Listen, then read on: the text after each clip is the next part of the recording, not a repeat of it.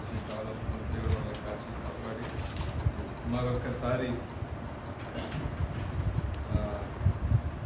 మార్చి నెలలో ఈ ఆల్రెడీ ప్రేయర్లో ఆయన నామాన్ని మహిమపరచడానికి దేవుడు అనుగ్రహించిన ఈ సమయం బట్టి దేవునికి స్తోత్రాలు చెల్లిస్తున్నాం. అదేవిధంగా మీకు వాక్య పరిచర్య చేయడానికి నాకు అవకాశం ఇచ్చినటువంటి దైవజనులు ఫిలిప్ గారికి కూడా మరి ముఖ్యంగా నిజంగా నన్ను చెప్పినట్టు చాలామంది కొడాల పండుగకి వెళ్ళారు. అది మంచిదే. అయితే ఒక మాట ఏంటంటే 2013 మన నేను చర్చకు వచ్చినప్పుడు ఇక్కడ వాళ్ళందరినీ రెచ్చగొడుతూ ఉండేవాడు. ఏ కొండరా కొడాల పండుగ కొండరా అని. అదే వాళ్ళు ఎందుకన్నా వచ్చిన కానీ చదువుబాటు ఎవరు తెలియదు అనమాట. బ్యాక్గ్రౌండ్ అవసరం వచ్చాను, అక్కడ సహవాసం ఉండి వచ్చాను కాబట్టి ఇంకా ఉండే పిల్లలు చాలామంది ఎంకరేజ్ చేశాను కొండ చూడండి. సో వాళ్ళు ఒకసారి అలాగ వెళ్ళారు. అంటే నేను ఏమంటే ఇక్కడ కొద్దిగా ఆలోచించడం వేరు అలా చెప్పారు కదా. అక్కడ ఇంచుమించు 15 లక్షల మంది 10 లక్షల మంది ఆయా ప్రాంతాల్లో మంచి మంచి డెసిగ్నేషన్ జరిగిన వ్యక్తులు కూడా వచ్చి అక్కడ పరిచయం చేస్తారు. మెయిన్ థింగ్ అంటే మీరు ఆశ్చర్యపోతారు. కలెక్టర్ ఆఫీస్లో పనిచేసే వ్యక్తి కానివ్వండి, సాఫ్ట్వేర్ ఐటీలో పనిచేసే వ్యక్తి కానీ, ఇన్కమ్ ట్యాక్స్ సంబంధించిన వాళ్ళు కానీ అన్ని రకాల వాళ్ళు వచ్చి అక్కడ తమ జాబ్ అనే డెసిగ్నేషన్ పక్కన పెట్టేసి నేను ప్రభు పని చేస్తున్నాను అన్నట్టు చేస్తారు అక్కడ. సో చూసి నేర్చుకోవడం చాలా మంచిది అన్నట్టు చెప్పాను. అలా అంటారు, అన్న మాకు ఇంతమంది చెప్పారు ఒకసారి వెళ్ళామంటే నాకు అవకాశం రాలేదు. వెళ్దామని చాలాసార్లు ప్రయత్నం చేశాను కానీ అది కుదరలేదు. ఎదురైనప్పటికీ రాత్రికాల సమయంలో కొంతమంది పిల్లలకి వెళ్ళి అడిగితే ప్రేయర్స్కి వెళ్ళారన్న మంచిది. ఏదైనప్పటికీ దేవుడు ఈ రాత్రికాల సమయంలో మనతో మాట్లాడను కాక. హల్లెలూయా. ఈ రాత్రికాల సమయంలో 4 పాయింట్లు చెప్దాం అనుకుంటున్నాను. దేవుడు ఆత్మని బట్టి కరెక్ట్గా ప్రభు సమయానికి వదిలేస్తాను. మీకు తెలుసా ప్రభు సమయం ఎప్పుడు? 3:30 నుండి దురాత్మ వెళ్ళిపోయే సమయం ఇది. అంటే నిద్ర జోగుతూ ఉంటుంది. ట్రావెల్ చేస్తున్నప్పటికి కూడా ఈ టైం అనేది ఇందాక అన్న వాక్యం చెప్పేటప్పుడు నాకు అసలు వాక్యం వెళ్తూ ఉంది, చక్కగా చల్లగా వస్తుంది, పడుకొని జాషువా పడుకో వెనక జరిగినా కూడా అన్న టానిస్ కాదు అసలు. అంటే వేరే విధంగా టైం ఎటువంటిదంటే ఇప్పుడు ఈ టైం కూడా ఏంటంటే నాకు నిద్రపోక అర్థమైందా? సరే, ఈ టైం ఎటువంటిదంటే ఎక్స్పెషల్లీ ఈ 2:33 ఉంది చూసారా, ఈ 4:30 వరకు కూడా మనిషికి అలా నిద్ర వస్తూ ఉంటుంది. కానీ 4 ఏదైతే ఉందో ఇదివరకు మా తిరిగిన టైంలో ఆశ్చర్యకరమైన వాళ్ళు అంటే మేము అన్నిటి ఉన్నప్పుడు అదే 4 గంటలకు బ్రహ్మ వస్తారు. ఆ టైంలో ఏ పని చేసినా సక్సెస్ అవుతారు.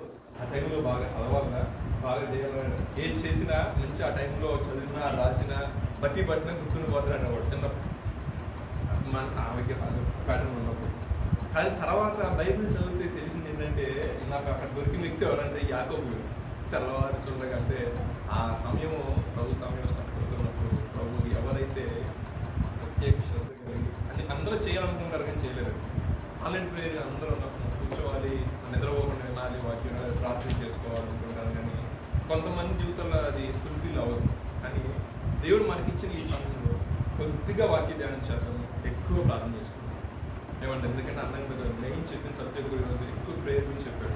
మనం ఏంటంటే ఎల్లప్పుడూ సంతోషించాలి, అట్ ద సేమ్ టైం ఎడతెగక పరిస్థితులు ఎలా ఉన్నా సరే మనం ఏం చేయాలంటే అన్న ఏ విధంగా పెట్టి పొందుతున్నాము మన జీవితంలో కొన్ని ఆశీర్వాదాలు పొందుకోవాలని. ఈ రాత్రి అనేది వేస్ట్ అవ్వకూడదు, ప్రభు సన్నిధి అనేది వేస్ట్ అవ్వకూడదు అనేది మెయిన్ కాన్సెప్ట్. ఎందుకంటే ప్రభు సన్నిధి మాట్లాడతారు కాబట్టి త్వరగా చూద్దాము. ఈ రాత్రి అసలు నేను చెప్పాల్సిన విషయం ఏంటంటే దేవునికి మన ఎడలో ఉన్న జాగ్రత్త, లేదా మన ఎడలో ఉన్న ఒక ప్రణాళిక అంటే కూడా జాగ్రత్తలో ఏముంటుందండి? ఒక ఫ్యామిలీ ఉందనుకోండి, మన పేరెంట్స్ ఎంత జాగ్రత్తగా చూసుకుంటారు అంటే ఎగ్జాంపుల్ చెప్పాలంటే ఏమైనా ఇబ్బందికర పరిస్థితి వచ్చినప్పుడు ఏమవుతారు? వాళ్ళు వచ్చి కాపాడుతారు. ఉన్నాయి కదా. ఏదన్నా మనం ఫెయిల్ అయిపోయినా, ఏదైనా కోల్పోయినా, మనం బాధపడుతున్నప్పుడు వాళ్ళు ఏం చేస్తారు? వచ్చి కొంచెం ఆదరిస్తారు, ఓదారుస్తారు. అవునంటారు కదా. ఏదైనా విషయాల్లో చూసినట్లయితే మనకు తెలుసో తెలియకో మన జీవితంలో తప్పు చేస్తామనుకోండి, మళ్ళీ కొంచెం రియలైజ్ అయ్యి మళ్ళీ బాధపడినప్పుడు మన మీద ఏం చేస్తారు? వాళ్ళు జాలి చూపిస్తారు. అలా మనకు తెలియని విషయాల్లో మనకు గైడ్ చేస్తూ మనం ఏం చేస్తారు? నడిపిస్తారు. అలా కొన్ని అంశాలు మనం చూద్దాం. 4-5 పాయింట్స్. యెషయా గ్రంథము 66 అధ్యాయం 13 వాక్యం ఒకసారి తీయండి. యెషయా గ్రంథం 66వ అధ్యాయం 13వ వాక్యం.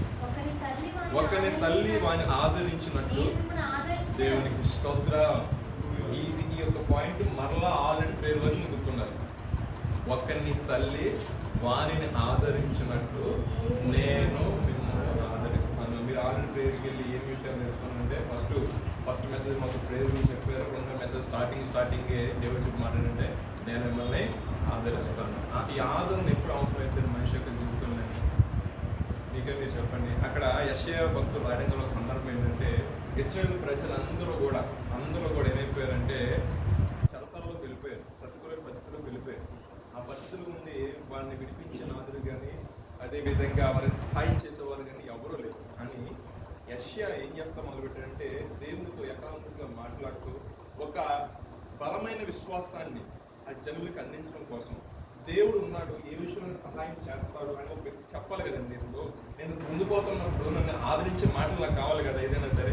ఆ విధంగా ఆ చెరలో మగ్గుతున్న వాళ్ళకి, అంటే ఆ ఇశ్రాయేలు ప్రజలు ఆ బానిసత్వంలో మగ్గుతున్న వాళ్ళకి మీరు కంగారు పడబోతుంది. ఒక దినము రాబోతుంది, తల్లి ఏ విధంగా తన బిడ్డలను ఆదరిస్తుందో నా ప్రభు మనం ఆదరిస్తాడు, ఇబ్బందుల నుంచి విడుదల కలిగేస్తాడు అనే సందర్భంలో ఆ మాట రాయడం జరిగింది. అయితే ఇక్కడ చూసినట్లయితే దేవుడు ఎలా ఒక తల్లిలాగా ఆదరిస్తాడంటే ఒక చిన్న ఎగ్జాంపుల్ చెప్తానండి. ఇందాక మనం ధ్యానించిన లేఖన భాగంలో నుండి హన్నా తన యొక్క జీవితంలో బిడ్డలు లేరని చెప్పేసి మొరపెట్టిన తర్వాత దేవుడు ఆమెను ఆశీర్వించి ఆమెను జ్ఞాపకం చేసుకొని ఒక కుమారుడిని ఇచ్చిన తర్వాత ఆమె ఏమంది, అయ్యా నాకేదైనా సంతానం వస్తే, నాకేమైనా నువ్వు ఇస్తే నేనేం చేస్తానంటే ప్రథమ ఫలంగా నీ కొరకు దాన్ని ప్రతిష్ఠిస్తానని చెప్పింది. అన్న మాట ప్రకారం తన భార్యను నచ్చింది. ఇప్పుడంటే ఇంచుమించు నేను నా పర్సనల్ ఎక్స్పీరియన్స్, నేను ఆల్రెడీ నేను ఫాదర్ ఉన్నాను కాబట్టి చంటి పిల్లలు ఒక 1 year లోపునే పాలు తాగడం మానేస్తారు. ఒక 6 monthsకి కొంతమంది మానేస్తారు, కొంతమంది 9 months మానేస్తారు, కొంతమంది 1 year మానేస్తారు, కొంతమంది దూడలా 2 సంవత్సరాలు 3 సంవత్సరాలు తాగుతుంది. దాని పక్కన పెట్టండి. సరే నేను చెప్తాను, ఒక ప్రాక్టికల్ చెప్తాను. అయితే ఈ 1 year ఫ్రేమ్లో మానేసిన వ్యక్తిని తీసుకెళ్ళి 2 years వేసుకోండి. 2 years ఒక జ్ఞానం ఉంటుందండి, ఏముండదు. కానీ అటువంటి వ్యక్తిని తీసుకెళ్ళిపోయి ఏం చేసిందంటే ప్రభుకి ఇస్తానని చెప్పాను కదా అని చెప్పేసి తీసుకెళ్ళి ఏలీ చేతిలో పెట్టేసింది. ఏలీ అప్పుడున్న టైంలో ఒక యాజకుడిగా యాజక ధర్మం నిర్వర్తిస్తున్న వ్యక్తి, అంటే ఒక పాస్టర్ గారు. ఆ పాస్టర్ గారు చూడటం వల్ల ఆయన ఏం చేయాలి, అది మూతి తుడుచుకుంటే అన్నం వండుకుంటే ఆయనకి అంటే చెప్పండి అసలు. అంటే నేను చెప్పట్లేదు, అప్పుడున్న పరిస్థితి చెప్తున్నా. మరి ఆయన చూసుకోవాలంటే ఉండాలి కదా. కానీ పరిశుద్ధ గ్రంథం అదంతా రాలేదు. కానీ మళ్ళీ ఎక్కడ స్టార్ట్ అయిందంటే బాలుడైన కానీ స్టార్ట్ చేస్తాడు, దేవుడు మాట్లాడే కానీ స్టార్ట్ చేస్తాడు. అంటే ఈ మధ్య గ్యాప్లో చూడండి, ఎవరు ఆయన ఆదరించారు? తల్లి లేదు, తండ్రి లేదు. కానీ ఆదరణ ఎక్కడి నుంచి వచ్చింది? ఇప్పుడు తల్లి ఎవరుగా మారాలి? ఆయనే తల్లిగా మారాల్సి వచ్చింది కదా. అంటే ఒక తల్లి ఏ విధంగా అయితే వాడికి ఫీడింగ్ ఇస్తుందో, ఏ విధంగా అయితే వాడు ఆకలి తప్పులు చూస్తుందో, ఏ విధంగా అయితే వాడికి ఇబ్బందుల్లో వెన్ను తట్టి నడిపిస్తుందో, ఆ విధంగా దేవుడు సంయోగిని నడిపించింది. పాయింట్ నేను చెప్పాలి. కారణం ఏంటంటే సంయోగి పెద్దవాడు అయిన తర్వాత దేవుడి చిత్తం ఉన్నాడు కాబట్టి ఏదైతే విషయాలు రివీల్ చేయాలో దేవుని యొక్క ప్రత్యక్షతలోకి ఆ కుమారుని తీసుకురావడం ఒక సదుద్దేశంతో దేవుడు ఏం చేశాడంటే మరింత ఆదరణ చూపించాడు.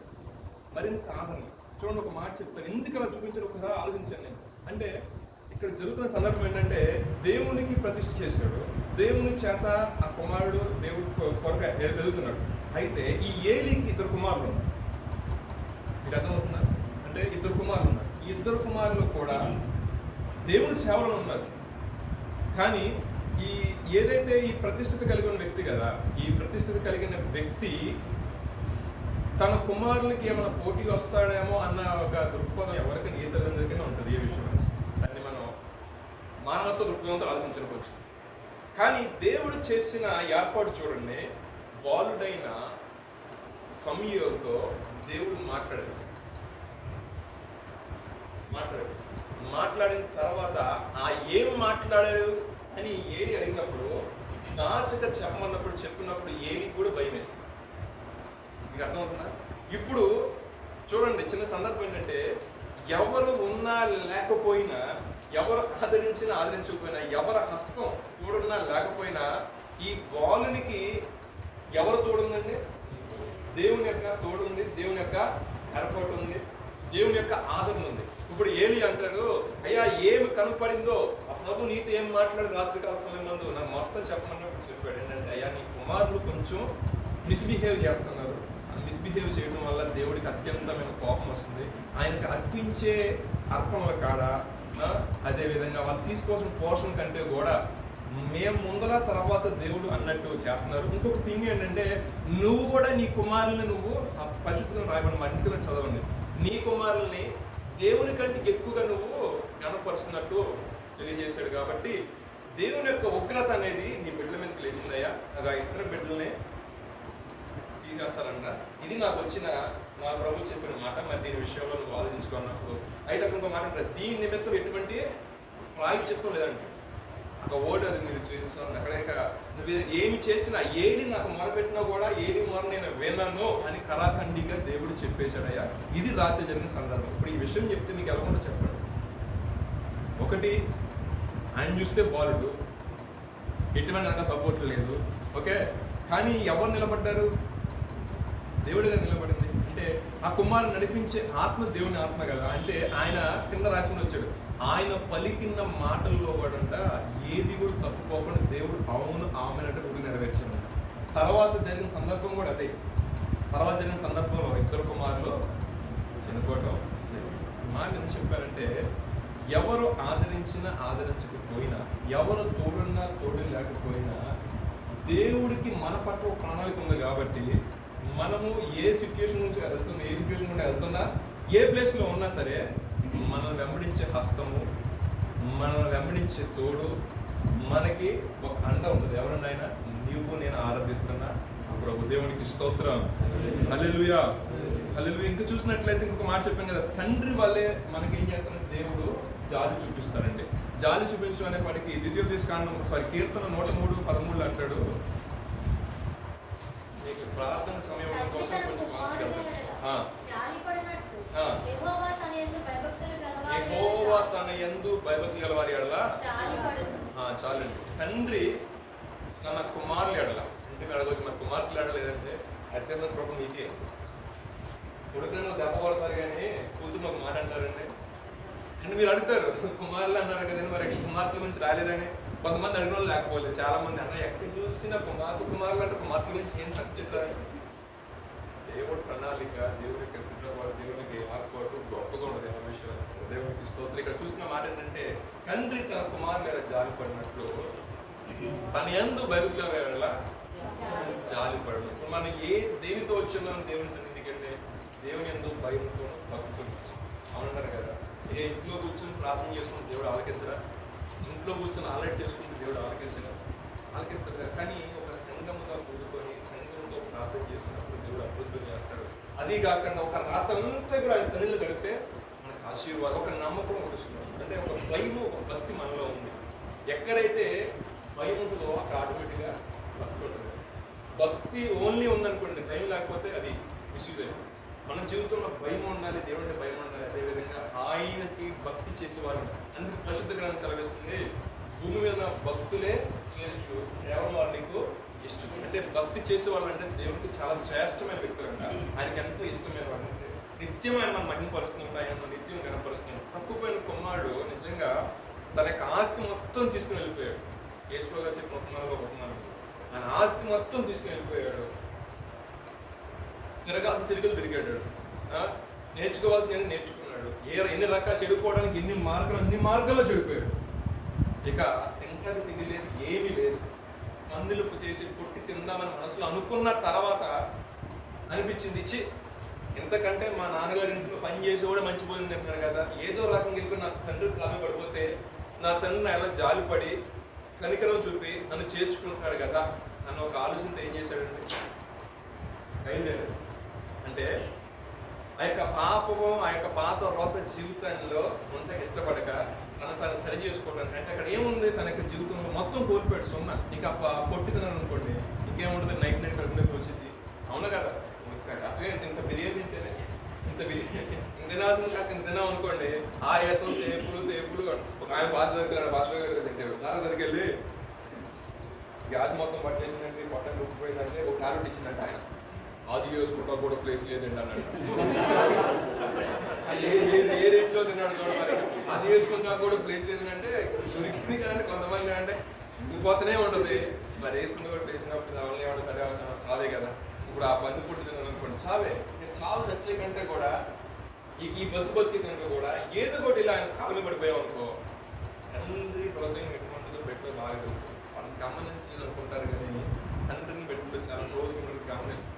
సో ఆయన తక్కువ మనసులో ఏదేమైనా సరే కనీసం ఒక పనుల కిందైనా సరే చేర్చుకుంటాడు కదా, అట్లీస్ట్ అలా ఒక ఆలోచన పుట్టి. చూడండి, మనం ఆయన చేర్చుకుంటారు కదా, వచ్చినప్పుడు దేవుడు అద్భుతకరంగానే ప్రజోత్మైన కుమారుడిని ఇక్కడ తండ్రి పరిగెత్తాడు. ఎందుకంటే అసలు దూరం తగ్గిద్దాం చూశాడు, మరిన్ని వాస్తవం వేసుకుని వస్తున్నాడు. అసలు అంత సువాసన కొడుతున్నాడంటే ఆ టైంలో అంత సువాసన వచ్చేది మీద పడిపోయి ముద్దు పెట్టాడు. ఆయన మురుగ్గా ఉన్నాడా ఎలా ఉన్నాడు ఏం కాదు, నా కుమారుడు తప్పు తెలుసుకొని తిరిగి వస్తుంది. మన జీవితంలో కూడా ఏంటంటే మనము మన యొక్క వ్యక్తిగత జీవితంలో మనం తెలిసి తెలియని పొరపాటు చేసినప్పుడు ప్రభు దగ్గర అడిగి, ప్రభా ఇగో నా యొక్క అవనకాలను కావచ్చు, నా చూపులను కావచ్చు ఆలోచన వల్ల, లేదా నేను చేస్తున్న ఉద్యోగం రీత్యా కొన్ని విషయాల్లో నేను కొంచెం ఇన్బ్యాలెన్స్ అయ్యాను, కొన్ని విషయాల్లో మాట్లాడే విషయంలో కొంత మట్టుకి నేను సమాజంలో ఉన్నప్పుడు ఇలా ఏదైతే నీ హృదయము ఈ ప్లేస్లో కొంచెం నీ దోషారోపణ చేస్తుందో ఆ విషయాన్ని ప్రభు సన్నిధిలో పెట్టి, ప్రభు ఈ విషయం ఆమె దోషారోపణ చేస్తుంది, ఇది నా ఇంట్లో తీసివేయబడినప్పుడు ప్రభు అంట ఎందుకని అడుగుతున్నాము, ఆ దోషం మనమే నిలబడింది అనుకోండి, ప్రభు ఒక దినం తెలిసినప్పుడు అప్పటి వరకు ఒప్పుకోపోయిన దాని ప్రకారంగానే మనం అపరాధులుగా తీర్చబడతాం. సో ఏంటంటే ప్రభు మనకు గుర్తు చేసినప్పుడు మనం ఏం చేయాలంటే దాన్ని విడిచిపెట్టి ఇక దాని జోలికి పోకూడదు, దాని జోలికి పోకూడదు. కుమారుడిని చేర్చుకున్న తర్వాత కూడా నేను మరలా ఇలా చేస్తానంటే, రెండోసారి తండ్రి పరిగెత్తాడు కుమారుడు కోసం, సరే ప్రేమ ఉంటాడు, రెండోసారి పరిగెత్తాడు అనుకోండి, మూడోసారి నాలుగోసారి తండ్రి తీసుకురారా, నువ్వు రారా అంటూ కూర్చోండి అంతే. అవునా కాదు, అంత ఇంట్రెస్ట్ నువ్వు వస్తాడా పోతాడా అని ఉండదు కదా. అందుకే వ్యక్తిగత జీవితంలో ఏమంటాడంటే, మీరు ఒక్కసారి క్రీస్తుని తెలుసుకున్న తర్వాత మరలా లోకంతో మీరు తిరగకండి. ఎందుకంటే మీరు అది తిరిగారు అనుకోండి, ఆ లోకాన్ని మీరు అలవాటు పడిపోతారు. కాబట్టి మీ మనస్సాక్షి వాత వేయబడినట్టు అయిపోతుంది. వాత వేయబడిన మనస్సాక్షి కాదు, ఎంత తప్పు చేస్తున్నా కూడా ఏం కాదులే ఏం కాదులే ఏం కాదులే. హఠాత్తుగా ఏమవుతుందంటే, ఎలా చెప్తారండి మాస్టర్ గారు, ఆతల గ్రంథంలో దేవుడు ఒక మాట చెప్తాడు, ఆ మాట చెయ్యరా అని చెప్తాడు. అప్పుడు ఎలా ఉండదంటే, చేయకపోతే చేస్తావు అంతే గురి. అర్థమైందా? అదేంటండి, అది ఆయన దేవుడు అండి, ఎంత స్ట్రిక్ట్గా అంటే, నేను ఒక డిసిప్లిన్ సెట్ చేస్తాను ఒక సమాజానికి. ఒక 10 మందిని ఎన్నుకున్నా, లేదా ఒక 100 మంది, ఒక నన్ను బాగా ఎరిగిన ప్రజలు 10 మంది ఎన్నుకున్నా. వాళ్ళు నేను లోకానికి రిప్రజెంట్ చేయబోతున్నా. ఎలాగా, నేను వీరి పక్షం ఉన్న దేవుడిని నేను ఈ పక్షంలో కార్యం చేయడానికి సముద్రాన్ని ఒక లోకాన్ని తెలియజేయడం కోసం 10 మంది నేను సెలెక్ట్ చేసుకున్నాను. అర్థమైందా? ఈ సెలెక్ట్ చేసుకున్న క్యాండిడేట్స్ ఎలా ఉన్నారండి, పర్ఫెక్ట్గా ఉన్నదా ఈ విషయం? పర్ఫెక్ట్గా లేకుండా ఇష్టానుసారంగా ఉన్నారు అనుకోండి, దానివల్ల ఏంటంటే చేయలేని వేరు ఏదైనా కొంచెం చూసిందని ఆటోమేటిక్గా పులుసు కొంచెం జాలిగా మొత్తం పులుసుకోవడానికి సార్. ఆ రోజుల్లో దేవుడు చేశారంటే ఇదే చేశాడు. మొత్తం పాత నిబంధనలు ఎక్కువ శాతం ఆయన మాట వినకపోతే, ఆయన చెప్పిన కథలు నడవకపోతే, ఎందుకు అంత స్ట్రిక్ట్గా ఎందుకు పెట్టారంటే, అది లేకపోతే పాపం అనేది విస్తరించిపోతుంది. పాపం అనేది విస్తరించుకోవడం వల్ల మనిషి యొక్క మనుగడికే ప్రమాదం వస్తుంది. సొదొమ గొమొర్రా ఎందుకు నాశనం అయిపోయిందండి? వాయవలసం ఉన్నాయి అసలు ఏ విషయంలో. ఇష్టానుసారమైన జీవితం, ఎవరి మాట లెక్కలేదు, అని ఇష్టానుసారం అసలు ఎలా ఉన్నారు, ఒక పెద్దతనం కానీ ఒక గౌరవపదం కానీ ఏమీ లేదు. దేవుడి దృష్టికి బహు అసహ్యంగా తయారైందండి. దాని గురించి ఆ పరలోకంలో అంత రవసరవస అవుతుందని చెప్పేసి ఆయన వదిలేడు. ఇంద్రుడిని అగ్ని గంటకం వదిలేడు, ఒకసారి వదిలిపెట్టాడు. ఇప్పటికి వెళ్ళి చూస్తే ఆ ప్లేస్ మొత్తం కూడా అగ్ని గంటకాలు ఆ మచ్చలో అవి ఉండిపోయాయి ప్లేసెస్. సో ఎందుకంటే దేవుడికి ఇష్టం లేదంటే కొన్ని క్రియలు చెయ్యొద్దన్నాయి, చేయకూడదు అంతే. పేరెంట్స్కి నువ్వు ఈ పని చెయ్యొద్దురా బాబు అంటే నేను అదే చేస్తానంటే ఎలా ఉంటుందండి? ఆ తల కొట్టేసినట్టు ఉంటుందా లేదా? వాళ్ళు ఎంతో నీకోసం ఎంత ఎఫర్ట్ పెట్టి నీకు ఇబ్బంది కలగకూడదు అన్ని అంత మంచి సొఫిస్టికేట్ లైఫ్ ఇస్తే నేను బురదలో కూర్చుంటా, బురద పోసుకొని వస్తానంటే ఏ పేరెంట్కి ఇష్టం ఉంటుంది? ఒకసారి చెప్తే 2 సార్లు 3 సార్లు చెప్తే 2 ఫీట్ కూర్చోబెడతాను, కట్టేయండి బిహేవ్ సెట్ అయ్యేదాకా అని చెప్పేసి ఆయనకి ఏదో కూడా చేస్తారు. లేదా శుభ్రం పెట్టేసి కూర్చోబెడతారు. ఆటంగా కూర్చోబెట్టి దేవునికి స్తోత్రం అదేవిధంగా నేను మామూలు చెప్తాను. కొన్ని విషయాలు ఎలా ఉంటుందంటే, ఆయన పెళ్లి చేయండి, పెళ్లి ఏదైనా సెట్ అవుతారు అంటారు కొంతమంది. ఎందుకని లోకంలో సామెత చెప్తున్నాను, అవి బాధ్యత మీద పడతాయి, తర్వాత తిరుగులు తగ్గుతాయి, కొన్ని ఆటోమేటిక్గా సెట్ అయిపోతారు. సో తండ్రి కుమారులు జాలిపడతాడు, మన ఎలా కూడా దేవుడు ఏంటంటే జాలిపడతాడు. అందుకంటాడుగా, మీ అతిక్రమాల్ని మీ యొక్క దోషాలని తిరిగి నాకు జ్ఞాపకం చేయకండి, వాటిని నా వీపు వెనక భాగాన్ని వేసుకున్నాడు. ఇంకో సందర్భం అంటాడు, సముద్ర అగాధంలో వేసేసినట్టు మరలా మీరు దాన్ని చేయడానికి సాహసం. ప్రభు ఒక్కసారి మనకి క్షమించిన తర్వాత చూడండి, యేసుప్రభు గారు ఒక బోధ చేస్తున్నప్పుడు చాలా మంది కొన్ని విషయాల్లో పట్టబడ్డారు. పాపంలో కానీ కొన్ని విషయాల్లో ఉన్నప్పుడు వాళ్ళు మళ్ళీ తిరిగి సాహసించి పాపం చేసినట్టు ఎక్కడ కూడా రాయబడి లేదు. ఎందుకనంటే ఒక్కసారి ప్రభులోకి వచ్చింది అంతే, నాకంటే మేము చేయబెట్టి మళ్ళీ వెనక్కి వీపులు తీసి లోపల చూస్తున్నాం. అలా చూడబట్టే లోతు భార్య, ఆమె పేరు కూడా రాయాలి పరిశుద్ధాత్మ కూడా ఇష్టం లేదు ఆ పేరు రాయడానికి. లేదంటే ఆ పేరు ఎంతమంది వాడేసుకునేవాళ్ళు. రాయిపోవడం మంచిదని లేకపోతే కిట్లో ఆ కిట్టు కలిపి తిట్టేసేవారు అనమాట. చెప్తున్నా, లోతు భార్య చూడండి ఉప్పు స్తంభంగా మారిపోయింది. ఎందుకని? ఆశ చచ్చిపోక. ప్రభు చెప్పండి ఎక్కడి నుంచి వెళ్ళిపోయంటే అమ్మో తగడిపోతాం, అమ్మో అంత ఆస్తిపోతాం, అంత బంగారం, మాకు ఎంత నాశనం అయిపోతుందని ఇలా తిరిగేసరికి కొన్ని సందర్భాలు లోపం వైపు తిరిగితే అక్కడే చచ్చిపోతాం. చచ్చిన వారికి అయిపోతుంది. నువ్వు మనకు పరిశుద్ధపరిచి పవిత్రపరిచి ప్రత్యేకించి అదే జీవితం లేదు. కొంచెం మనకి వ్యక్తిగత జీవితంలో కొంచెం ఇబ్బంది అవుతుంది యవన కాలంలో, లేదంటే కొంచెం మన పరిస్థితులను బట్టి కొంచెం సతమతం అవుతుంది, ఇంబ్యాలెన్స్ అవుతుంది అనుకున్నప్పుడు ఏం చేయాలి? ప్రభు పాదాలు పట్టుకోవాలి. ప్రభుని అడగదు ఏ విషయం కొంచెం ఇంబ్యాలెన్స్ అవుతుంది. ఈ విద్య కావచ్చు, వస్తున్న కంపెనీలో ఉన్న జాబ్స్ విద్య కావచ్చు, చేస్తున్న వ్యాపార విద్య కావచ్చు. అంటే నేను ఒక పాయింట్లో చెప్పట్లేదు, కేవలం యవనస్తులే కోట్ చేసే అవసరం. కానీ మనల్ని మనం తెలియకుండా మన ఆలోచనలో కూడా స్వార్థపూరితమైన ఆలోచనలో కూడా ఏం చేస్తాం? అపవాదం ఏం చేస్తారంటే మనల్ని దేవుడికి దూరం చేస్తాం. అందుకే అంటాడు, నీకంటే నీ ముందు వారిని ఘనంగా ఎంచమంటాడు. ఇప్పుడు వచ్చింది నేనా వాడిని ఘనంగా ఎంచాలి, నేనే కదా ఘనంగా అనుకుంటారు కొంచెం. ఆ ఫీలింగ్ ఉండకూడదని క్రైస్తవుడు దేవుడికి మాట్లాడి, నీ తోటి సహోదరుడు నీకంటే గొప్పగా పెంచు. అప్పుడు డిస్టర్బెన్స్ ఉండదు ఏ విషయంలో. మనిషి ఏంటంటే ప్రతి ఒక్క మనిషికి ఇష్టపడతారు, కానీ క్రైస్తవులు మనం ఘనత అది బిలాంగ్స్ టు గాడ్ అంతే, మన కాదు. అసలు మనకు వద్దు కూడా అది. ఎందుకంటే ఘనత వహించవలసిన వ్యక్తి ఎవరంటే ఆయన ముందున్న ఘనత కొరకంట తాత్కాలిక అవమానాన్ని పక్కన పడేసినట్టు. పాయింట్ ఏం చెప్తానంటే, ఏ రకంగా అయినా సరే మనకు జీవితంలోనికి ఏదైనా ఇబ్బందికరమైన పరిస్థితి వచ్చినప్పుడు మనము అట్టితో పాటు కొట్టుకుపోయిన చచ్చిపోయిన స్టాప్లా కాకుండా పరిస్థితికి ఏం చేయాలి? కొన్నిసార్లు ఎదురేయాలి. అప్పుడు మళ్ళీ జీవనం చచ్చిన స్థితిలో ఉన్నాం అనుకోండి, ఎలా కొట్టుకుపోతాం, వరుస అటు పోతాం.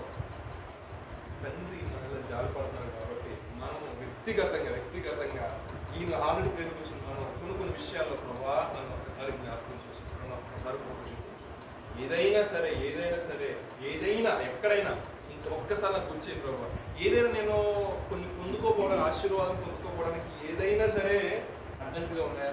ఆనాడు చూసినట్లయితే హాయి అని పురం మీదకి జయం పొందలేకపోయాడు. ఎందుకని? చిన్న పాపమే, పెద్ద పాపం ఏం చేయాలి? కొంచెం బాగుంది అని చెప్పేసి ధరలో పెట్టుకున్నాడు, ఆకారం తీసుకొచ్చుకున్నాడు. దానివల్ల ఎంతమంది అండి? ఇంచుమించు 30-40 మంది ఓర్చిపోకపోయిపడ్డారు.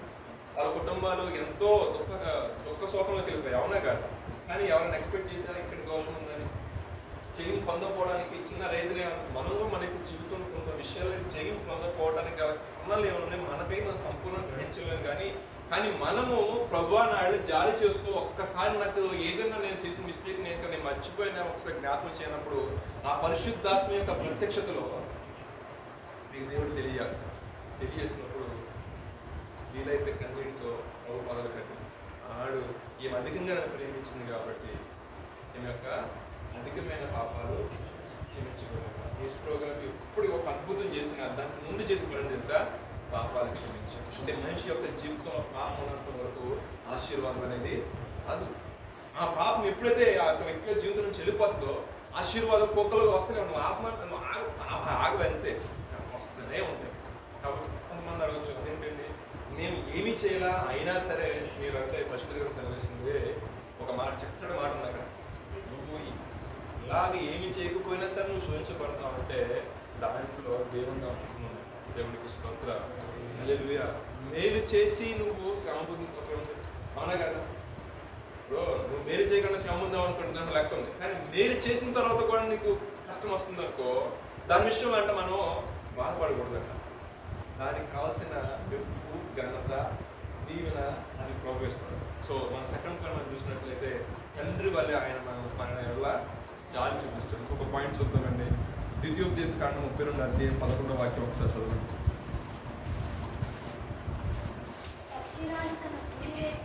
పక్షిరాజు తన గూడు రేపి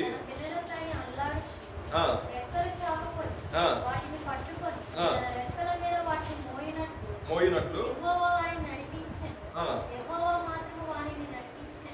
అన్యుల యొక్క దేవులలో ఏ దేవుడును ఆయనతో కూడా ఉండలేదు.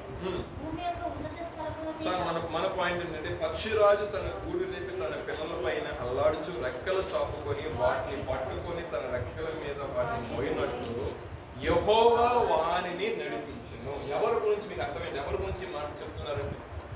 ద్వితీయోపదేశ కాండం అంటే మోషే గారు ఇశ్రాయేలు ప్రజలను నడిపించిన తర్వాత సో ఫైనల్ గా మోషే వచ్చి ఏదో జరిగే పొరపాటును బట్టి మోషేని అంటాడు, ఎంతైనా దేవుడు ఏమంటారంటే, అయ్యా మోషే ఇంతవరకు నడిపించావు, కానీ ఆ పాలు తెలుగు ప్రపంచ దేశంలో ప్రవేశించావు.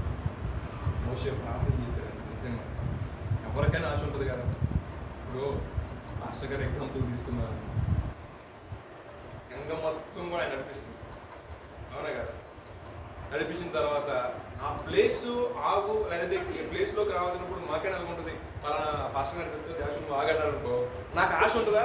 కనీసం చూపించండి పాస్టర్ గారిని అడుగుతారు, అవునా కదా?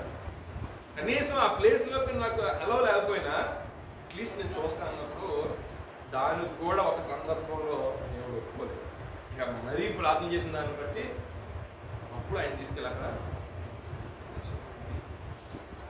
నా ప్రజలను చేర్చిపోయే వాళ్ళు తెలిసి ప్రాబ్లమ్స్ చేసిన ఈ మాట చెప్పడానికి కారణం ఏంటంటే, అంత నడిపించిన వ్యక్తి కొన్ని సందర్భాల్లో ఇలాగే ఉంటే కొన్ని రూల్స్ మనం అసలు శాస్త్రాలు పలక రాసుకొచ్చింది మోషే గారి పైకి వెళ్ళి పాలితీల ప్రాబ్లమ్స్ దేశంలోకి తీసుకెళ్తాయని సైన్యం మొత్తం బయలుదేరింది ఈయనే.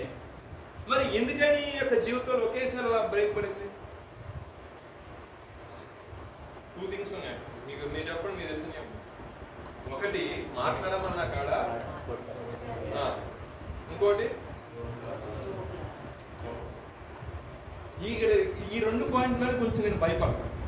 గబుక్కున సంఘాన్ని ఏమైనా అనాలన్నా, చర్చకొచ్చేవాడిని గబుక్కున ఏమైనా అనాలన్నా, వాళ్ళ విషయంలోనే ఏది 6 లక్షల కాల్బలం అని నడిపించిన వ్యక్తులనే పక్కన కూర్చోరా బాబు మోషే పక్కన కూర్చోరా ఆయన నేను అనుకుంటాం.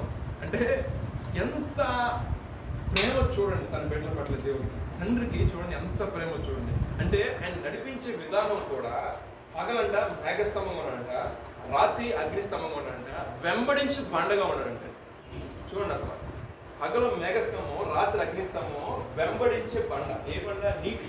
చూడండి, బండ మీద జస్ట్ మాట్లాడితేనే వాటర్ వచ్చింది. బండను కొట్టమన్నప్పుడు ఒకసారి కొట్టమన్నా, ఒకసారి మాట్లాడమన్నా. చూడండి, ఈ 3 సందర్భాల్లో కూడా వాళ్ళ పక్షాన దేవుడు నిలబడి ఉన్నాడు అంతే. అంటే అంత అధికంగా ఆయన ప్రేమిస్తే ఈయన ఒక్క మాట అన్నాడు, అక్కడ కూడా విసిగించేస్తున్నారు బాగా. ఏది మాకు ఈ కీరదోసకాయలే పెడతావా, మాకు మాంసం పెట్టవా అంటే, ఒరే నేను మనకు అన్నానారా బాబు, నేను అంటున్నాను బైబుల్ ఉన్న మాట, నేనేమనకు అన్నానా అంటే ప్రభు అంటాడు, నువ్వు అనలేదు, నాకు తెలుసా విషయం, నా బాబు ఏమన్నా తక్కువైందా, నా బాబు వల్ల తక్కువైందా? చూడండి, పక్షిరాజు తన బిడ్డలను ఏం చేస్తుందంటే పైకి తీసుకెళ్ళి ఒకసారి వదిలేదు.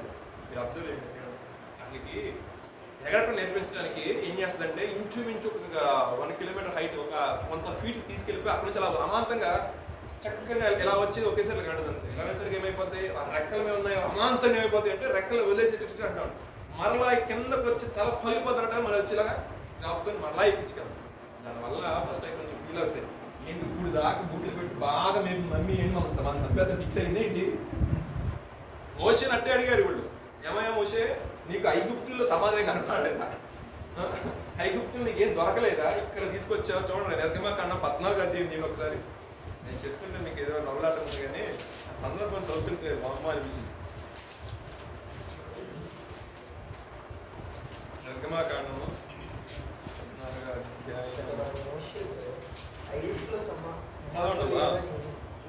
11వ వాక్యం 14-11. అంతటి వారు మోషేతో ఐగుప్తులో సమాధులు లేవని, ఈ అరణ్యంలో చచ్చుటకు మమ్మల్ని రప్పించిందిగా, మమ్మల్ని ఐగుప్తులో నుండి బయటికి రప్పించి మమ్మల్ని ఎట్లు చేయనేలా, మా జోలికి రావద్దు, ఐగుప్తులకు దాసులు మగ్గుమని ఐగుప్తుల సమాధానం చెప్దామనే తీసిన సబ్జెక్ట్. అంటే అందరూ ఏమనుకుంటారు అంటే మాక్సిమం ఎంత ఎత్తి తీసుకెళ్తుంది భలే ఉందగా అనుకుంటారు ఎవరైనా సరే. ఇంకా మన జాన్వేసిన అయితే దీన్ని ఒక రకంగా చెప్పాడు, గంట చెప్పాడు వ్యసనం గురించి కాదు. కానీ ఎప్పుడే పైకి వెళ్ళి కొద్ది కూడా చక్కగా చల్లగా వస్తూ ఉంటుంది, వాతావరణం బాగుంటుంది, అంతా మనం ఒకసారి జమ్మని రోజు ఒకసారి వదిలిసింది తల్లి ఏం చేస్తుంది గిరగిర గిరగిర గిరగిర తీసుకుంటూ వస్తాం కదా, చాలా పగిలిపోతాయి అనమాట. కానీ ఆ టైంలో కూడా వదిలిపెట్టుకుని మళ్ళా జమ్ము వచ్చేసి మనం రక్కం ఎక్కించుకెళ్ళిపోయి, ఎందుకంటే అవి గతంలో నేర్చుకోవాలి, ముందు నడవడిక నేర్పిస్తుంది. అంటే రేపు ఫ్యూచర్లో ఎగురుకుంటుంది కదా ఆహారం నేర్చుకునేది. మన యొక్క జీవితంలో కూడా దేవుడు కొన్ని విషయాలు ఏంటంటే ఆయన నడిపిస్తూనే ఒక్కొక్కసారి పక్క తప్పుకుంటాడు. కొంచెం పిల్లలు నడిపిస్తూ కొంత దూరం చేయాలి వదిలేస్తాం అంటారు కదా. ఎందుకని వాడు ఎలా నడుస్తున్నాడు ఏంటి, వాడు పడిపోతున్నాడు కూడా దొరకలేదు మనం పట్టుకుంటాం ఏ విషయంలో. కానీ కొంత సమయం దాటిన తర్వాత మన అవసరం ఉంటుందంటారు అసలు. ఇప్పుడు మన డాడీ మన మమ్మీ మన చేయబట్టి నడిపిస్తున్నారా లేదు, కానీ నడిపించాల్సిన టైంలో నడిపించాలి. అందుకే దేవుడు చక్కగా మాట రాసి పక్షి రాజు వల్లే ఆయన నడిపిస్తాడు. ఇశ్రాయేలు ప్రజల విషయంలో అంత సనిగిన అంత గొనిగిన ఏమంటే పిలిచిన దేవుడు తెలియదా, కణాలను తీసుకెళ్లాల్సిన విషయం దేవుడు తెలియదా. కానీ వీళ్ళు ఏమంటారు మధ్యలోకి వచ్చేసరికి వెనక చూస్తేనేమో ఫరో రథాలు వచ్చేస్తాయి, ఐగుప్తు యొక్క రథాలు వచ్చేస్తాయి, ముందర చూస్తేనే ఎర్ర సముద్రం ఉంది, ఎటు వెళ్ళలేని పరిస్థితి. కొంతమంది అంటారు కదా ముందులు నొయ్యి వెనక్కి పోయి, లేదా ముందులు పోయి వెనక్కి నొయ్యి అలాంటి పరిస్థితి ఉంది అనుకోండి. గోతులు దూకితే కాస్త ఎక్కడ పోతుంది, నూతు దూకితే స్తోత్రం ఆదరణ కొడుకు ఆ రోజు చెప్తున్నా కొంత పరిస్థితి. ఇప్పుడు ఆయన నడిపించే నాయకుడు అంటే ఎన్ని అద్భుతాలు చేశాడండి, 10 సూచక్రియలు చేశాడు లేదు అక్కడ, కొంచెం చాలా చేశాడు. అన్ని సూచక్రియలు చేసిన వ్యక్తి ఇంత నడిపిస్తున్నాడు కదా మన ముందు, మనకి ఎందుకని ఇబ్బంది వస్తుంది రాదు కదా అన్న ఆలోచన లేదు. వీళ్ళు ఏం చేస్తున్నారు, పరిస్థితిని క్రియేట్ చేసి పరిస్థితి ఏదైతే ఉందో అదే పెద్ద భూతంలా కనపడుతుంది వాళ్ళకి. వాళ్ళకున్న సమస్య వాళ్ళకి ఎలా కనపడుతుందంటే పెద్ద దైవంలా కనపడుతుంది. చాలా మంది యొక్క జీవితంలో ఏంటంటే సమస్య ఎలా కనపడుతుంది అంటే మింగేస్తే ఈ సమస్య అని ఫీలింగ్, కానీ అది ఎప్పుడు జరగదండి దేవుడి బిడ్డల విషయంలో. మోషే దగ్గరికి వచ్చి అన్ని మాటలన్నా సరే మోషే మీరు ఆగండి దేవుని యొక్క కార్యం చూద్దరు అన్నాడు, ఒకటే మాట విశ్వాసంతో. ఎందుకంటే నడిపించే నాయకుడికి మెయిన్ ఉండాల్సింది ఏంటి, విశ్వాసం. మన మాటలో ప్రార్థన విశ్వాసం నుంచి. ఇప్పుడు ఆ మోషే యొక్క తన యొక్క జీవితంలో ఒక ప్రత్యేకమైన రిలేషన్షిప్ ఉంది దేవుడితో. దేవుడు ఏ విధంగా మోషేతో మాట్లాడాడు, దేవుడు ఏ రకంగా అద్భుతాలు రాజులు కూడా చేయించాడు, అవన్నీ కూడా మోషే యొక్క జీవితంలోనే లేదు. సో అంత చేసిన దేవుడికి ఎర్ర సముద్రం ఒక లెక్క కాదు కదా. అందుకే అంటున్నాడు మీరు ఊరుకుని కార్యం చేయండి, మీరు ప్రభు కోసం చదవడానికి అప్పుడు మొరపెట్టారంటే బైబిల్లో రాయబడి చక్కగా రాయబడి వారు యెహోవాకు మొరపెట్టారంట. అప్పుడు దాకా వీళ్ళు ఏం చేశారు, ఆ జనం చూడటమే ఇక్కడ కాదు ఇక్కడ సభ్యులు తీసుకొచ్చాడు కదా, ఈ పరిస్థితి ఏంటి ఇదేంటి అంత ఎంత అల్లకొలగా ఉంది, మనం వెళ్ళిపోయి ఒక పని చేద్దాం. మిగతా కొన్ని బ్యాచ్లు ఉంటాయి కదా, వీళ్ళు గ్రౌండ్ లెవెల్ థింకింగ్ అనమాట. మనం ఎట్టి పరిస్థితి వెళ్ళిపోయి ఐగుప్తులో కలిసిపోతాం, మీకు క్లాసులో దండం పెట్టేద్దాం అన్న ఫీలింగ్లోకి వచ్చేసారు. మోషే ఎప్పుడైతే ప్రభు మీ పట్ల కార్యం చేస్తున్నప్పుడు వాళ్ళు యెహోవాకు మొరపెట్టినట్ట దేవుడు ఆశ్చర్యకరంగా వారి పక్షాన కార్యం చేశాడు. సాగిపోండి అన్నాడు, ఎంత ఒకే మాట, సాగిపోండి ముందరికి. మోషే నా వైపు చూసి నాకెందుకు మొరపెడుతున్నావు, నీ చేతిలో ఉన్న చాప అన్నాడు దేవుడు ఒకే మాట. నువ్వు నాకెందుకు మొరపెడుతున్నావు, టైం వచ్చింది అందరూ తెలుసుకోవడానికి. సముద్రాన్ని దేవుడు చేశాడు. ఆయన తూర్పు గాలి విసిరి చేశాడంట, చక్కగా ఎత్తులకి ఇట్లా చక్కగా వెళ్ళే వాళ్ళకి అందరూ కూడా అలా అలవని అద్భుతం దేవుడు జరిగించాడు. వీటి గుండా వెళ్ళాడు మోషే తర్వాత ఉన్న యెహోషువ కూడా అదే మార్గంలో వెళ్ళాడు. అంటే ఇటు సముద్రం ఎలా ఉంది, గోడలు ఉంది కదా. సో బయటకు వచ్చారు. తర్వాత దేవుడు ఇచ్చిన దాని ప్రకారం మాట్లాడిన దాని ప్రకారం ఏమన్నాడంటే పరిచయం చెప్పు. మరలా ఇదే సందర్భం ఎదురైంది యెహోషువకి, యోర్దాను ఎదురొచ్చింది. యోర్దాను విషయంలో కూడా ఆయన చేసిన పని ఏంటంటే మోషేతో పాటు మోషే దేవుడితో మాట్లాడేటప్పుడు మోషే పక్కన ఉన్న వ్యక్తారు యెహోషువ. ఒక పరిచయంలో ఒక సేవకుడు పక్కన ఉన్నామంటే మనం ఏం చేస్తామంటే కొంచెం నేర్చుకుంటాం. అవునంటారు కదా, మనం ఫిలిప్ గారి పరిచయం నడుస్తుంది, మీకు వాక్యం అందిస్తుంది. So I'm learning something right. So నేను కొంచెం అనేది నేర్చుకుంటున్నాను, అవునా కాదు. ఇది రేపు ఫ్యూచర్లో నాకు ఎక్కడైనా సరే నాకు ఉపయోగపడుతుంది. కానీ నేను ఏదో నా ఫ్యూచర్లో జరిగిద్దని చెప్పి నా స్వాతంత్రం ఉండడం అది కరెక్ట్ కాదు. కానీ యెహోషువ ఇప్పుడు ఎక్స్పెక్ట్ చేయాల దేవుడు ఇలా మాట్లాడతారు, ఇలా జరగాల్సి వస్తాయి. అవునా కాదు? ఇక్కడ సందర్భం ఏంటంటే మోషేని బాగా గమనించాడు. మోషే దేవుడితో ఎలా మాట్లాడాడు, దేవుడు మోషేతో ఎలా మాట్లాడాడు. ఎందుకంటే ఈయన ఆయన పరిచయం చేస్తూ ఆయన భోజనం వచ్చిన తర్వాత చేతి మీద నీళ్ళు వస్తూ ఉండేవాడు. అంటే అదే పనికి ఏం లేదు. అర్థమైందా? మోషే ఇంకా పరిశుద్ధంగా ఇంకొక పాయింట్ చూస్తే మోషే గుడారంలో దేవుడితో మాట్లాడి వెళ్ళిపోయిన తర్వాత కూడా యెహోషువ గుడారం దగ్గర కూర్చుని ఉండేవాడు. ఇంకా నువ్వు ఆయన గుడారం యొక్క ఉంటాడు. సో అంటే దేవుని ఎదుట నమ్మకత్వం ఆ విధంగా ఉంది. అర్థమైంది మీకు? అంటే ఒక సేవకునికి ఒక మోషేనే దేవుడు నా ఇల్లంతా నమ్మకమైన వ్యక్తి అని మోషే చెప్పి. ఎందుకంటే అంత సర్వ సమాజాన్ని చెప్పినా కూడా మోషే మీద ఎంత రిమార్క్ లేదు. ఇంత రిమార్క్ ఎక్కడా కూడా ఇలా చేశారు మోషే, ఎలా చేశారు. ఎవరైతే మోషే మీద శనిగారో వాళ్ళందరూ సంపాదన పడేసాడు దేవుడు. ఎందుకనంటే భయం ఒకటి ఉండాలి ఒక నాయకుడి పట్ల. ఒక భయం నా చేత ఏర్పరిచినటువంటి నాయకుడు అంటే నా ఆత్మచేతను పెంచబడుతున్న వ్యక్తి మీరు. అలాగదా అభిరాము దాతాను కోరహ కుమారులు తిరుగుబాటు చేశారు. దీనికోసం పదవి ఆశించి దాన్ని బట్టే కదా నేను ప్రత్యేకించాను నా కోసం. అతను ఆ స్థానంలో కుమారుడు మీరా వాడు ఇద్దరు నీటారు చెప్పాడు. అప్పటికి రార కూర్చొని మాటలు సమాధానం పడను. కొన్ని ఆత్మలు ఏం చేస్తాయంటే సమాధానం పడినట్టు పదం మేము పోతాం నరకంలోకి అన్నట్టు అది చేసిన దాన్ని బట్టి అంటే భూమి బద్దలైంది. అతిరసం గమనించే విషయం అంటే ఎవరైతే ఆయన మాట విని ఆయన యొక్క సేవకునికి భయపడి నిలబడ్డారో వాళ్ళందరూ కూడా ఎర్ర సముద్రంలో అంటే భయంకరమైన ప్రతికూల పరిస్థితుల్లో కూడా దేవుడు చేశాడంటే దాన్ని బద్దలు కొట్టి దారి తీసి నడిపించి వడ్డీ చేశాడు. మన యొక్క వ్యక్తిగత జీవితంలో కూడా మనం పరిపూర్ణంగా దేవుని మీద ఆనుకొని పరిపూర్ణంగా మన సమస్యను చూసి భయపడేవారు కాకుండా సమస్య కంటే గొప్ప దేవుడిని ఆరాధిస్తున్నాము. రైట్? మీకు అర్థమైందా? ఈ సమస్య ఆయన ముందు ఏ పాటిది? ఎర్ర సముద్రమే ఆగిందా? యోర్దాను యెహోషువ ఎప్పుడైతే ఈ మోషే విషయంలో చూశాడో ఆయన చేసిన పని అంటే మందసాన్ని ముందు నడిపించాడు. మోషే చెప్పాడు వెళ్ళిపోయే ముందు నువ్వేం చేయొద్దు యెహోషువ, నీ ఇచ్చి నీ ఆజ్ఞల్ని కట్టెల్ని విధమైన దయకో. ప్రభు నీతో మాట్లాడుతున్నప్పుడు ప్రభు మాట్లాడటం మొదలుపెట్టిన తర్వాత అప్పుడు ఇశ్రాయేలు ప్రజలు ఆగారు. అప్పుడు దాకా యెహోషువను కూడా లెక్క చేయాలి.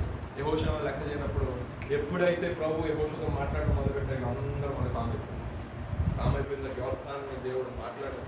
ఆయన మందసం పట్టుకొని సేవకులు పాదాలంటే యోర్దాన్ నది తాగ్గానే యోర్దాన్ నది ఏకరాశిగా నిలిచిపోయింది. పారి ప్రవహించే నది వీసిపోయి మార్గం ఏర్పడేసరికి ఆ మార్గం నడిచాడు. నేను అంతకుముందు కూడా ఒకసారి మా పొట్టోడు అన్నప్రశ్నకు సాక్ష్యం ఎక్కడ ఎందుకు అన్నప్రశ్న ఇచ్చానంటే ఆనాడు యెహోషువ ఆ యోర్దాన్ నది దాటినప్పుడు అక్కడ కొన్ని రాతి స్తంభాలు పాతాడు. ఎందుకంటే దేవుడు నా పట్ల చేసింది. ఇప్పటికెళ్ళి చూసిన రాతి స్తంభాలు ఉన్నాయి. యెహోషువ ఎప్పుడో ఇంచుమించు ఇంకొచ్చిన 2 వేలు అంత ముందు ఉన్నాయి కూడా. ఏదైతే ఆ ప్లేస్ ఉందో ఆ ప్లేస్ మొత్తం కూడా 12, 13 స్తంభాల పాత్ర. ఎందుకంటే దేవుడు మమ్మల్ని ఐగుప్తు నుండి తీసుకోవడం ఎర్ర సముద్రం దాటించాడు. తర్వాత యోర్దాను నది కూడా దాటించారు. ఇంకో సాక్షిస్తాం. రేపొద్దున మీ పిల్లలు అడుగుతారు ఏమని, ఇక్కడ ఎందుకు నాటాను డాడీ, ఇక్కడ ఎందుకు పెట్టిన ఈ స్తంభాల యొక్క సాదృశ్యం ఏంటన్నప్పుడు మొత్తం స్టార్ట్ అయింది. ఏం స్టార్ట్ అయింది? ఆ రోజు మన అక్కడ ఉన్నారా మన బ్రతుకది. ఆ బ్రతుకులో నుండి దేవుడు మొరపెట్టినప్పుడు ఒక వ్యక్తిని దేవుడు తీసుకొచ్చాడు. ఆ తర్వాత ఇంకొక వ్యక్తి వచ్చాడు. అప్పుడు మన యోర్దాను నది మేము క్రాస్ చేసాము. దానికి అంటే ఇంచుమించు ఒక 4-5 తరాలు, కొన్ని తరాలు ఇప్పటికీ మనం చెప్పుకుంటామంటే వాళ్ళు పెట్టిన కొన్ని సాక్ష్యం. ఇప్పుడు కూడా మన జెరూసలేం వెళ్తే యెరూషలేము ఆనాడు సొలొమోను దేవాలయం కట్టించుకోవడం ఇప్పుడు ఉంది కదా, ఇప్పుడు ఆక్రమించారు కొన్ని ముస్లిమ్స్ అవి. కానీ ఇప్పటికీ ఆ గోడలో నమ్మలు ఉన్నాయి కదా. అంటే బైబిల్ ఏదైతే చెప్తుందో హిస్టారికల్గా ఖచ్చితంగా అక్కడ లైవ్ ఎవిడెన్స్ అనేది అక్కడ ఉంది. అలాగే ఆ రోజు కూడా నేను చెప్పిన సాక్ష్యం కూడా అదే. ఎక్కడేం చెప్పేస్తున్నా అంటే నేను ఏ స్థితిలో వచ్చాను నాకు బాగా తెలుసు. నేను ఏ పరిస్థితుల్లో హైదరాబాద్ ప్రాంతంలో వచ్చానో, ఏ రకంగా నేను కుటుంబం ద్వారా దేవుడిని ఆదరించాడో అవన్నీ కూడా ఒక సాక్ష్యం ఉండదు. లేకపోతే నాకు డాడీ ఆ ఊర్లో ఇవ్వచ్చు కదా, నా సొంత ఊర్లో కాకుండా ఎక్కడ ఎందుకు నాకు ప్రశ్న పెట్టించావంటే ఒక సాక్ష్యం అనేది ఉండాలి. ఒక నేను ఉన్నా లేకపోయినా, సో నా వైఫ్ అయినా సరే నేను పెద్దలైన తర్వాత అయినా సరే వాడు పెద్దలైన సరే ఆ సాక్ష్యం అనేది ఇంపార్టెంట్. మన యొక్క వ్యక్తిగత జీవితం ఈ రోజు మనకి బైబిల్ చదువుతున్నాం అంటే అనేక మంది పరిశుద్ధాత్మ ప్రేరణ చేత ఆనాటి సంగతులన్నీ కూడా ఆ రకంగా తెలుసుకొని పరిశుద్ధ గ్రంథం రాయడం జరిగింది. ఇప్పుడు మనం అక్కడ చూసినా కూడా లైవ్ ఎవిడెన్స్ ఉంటుంది. ఇక్కడ నేను చెప్పే విషయం ఏంటంటే దేవుడు మోసాడండి. ఏం చెప్పాలంటే అక్కడ నడిపించాలని ఉంది కానీ దేవుడే వాళ్ళని ఏం చేశాడంటే ఆయన భుజస్కంధాల మీద ఇశ్రాయేలు ప్రజల్ని మోసాడు. కానీ వీళ్ళు ఏం చేశారంటే దేవుని యొక్క మాటకి కొంతమంది లోబడలేదు. ఎంత మోసన్నప్పటికీ కూడా చూడండి, మనము ఏదైనా ఒక విషయాన్ని భారం అనుకుంటే కొంతకాలం మోస్తాం, తర్వాత ఏం చేస్తాము, నా వల్ల కాదు, అదే బాధ్యత అనుకున్నాం అనుకోండి, రెస్పాన్సిబిలిటీగా ఫీల్ అయితే చచ్చే వరకు భరిస్తాం. అవునా కదా? అవునా కదా? నేను చెప్తా, నాకు అర్థమయ్యే భాష.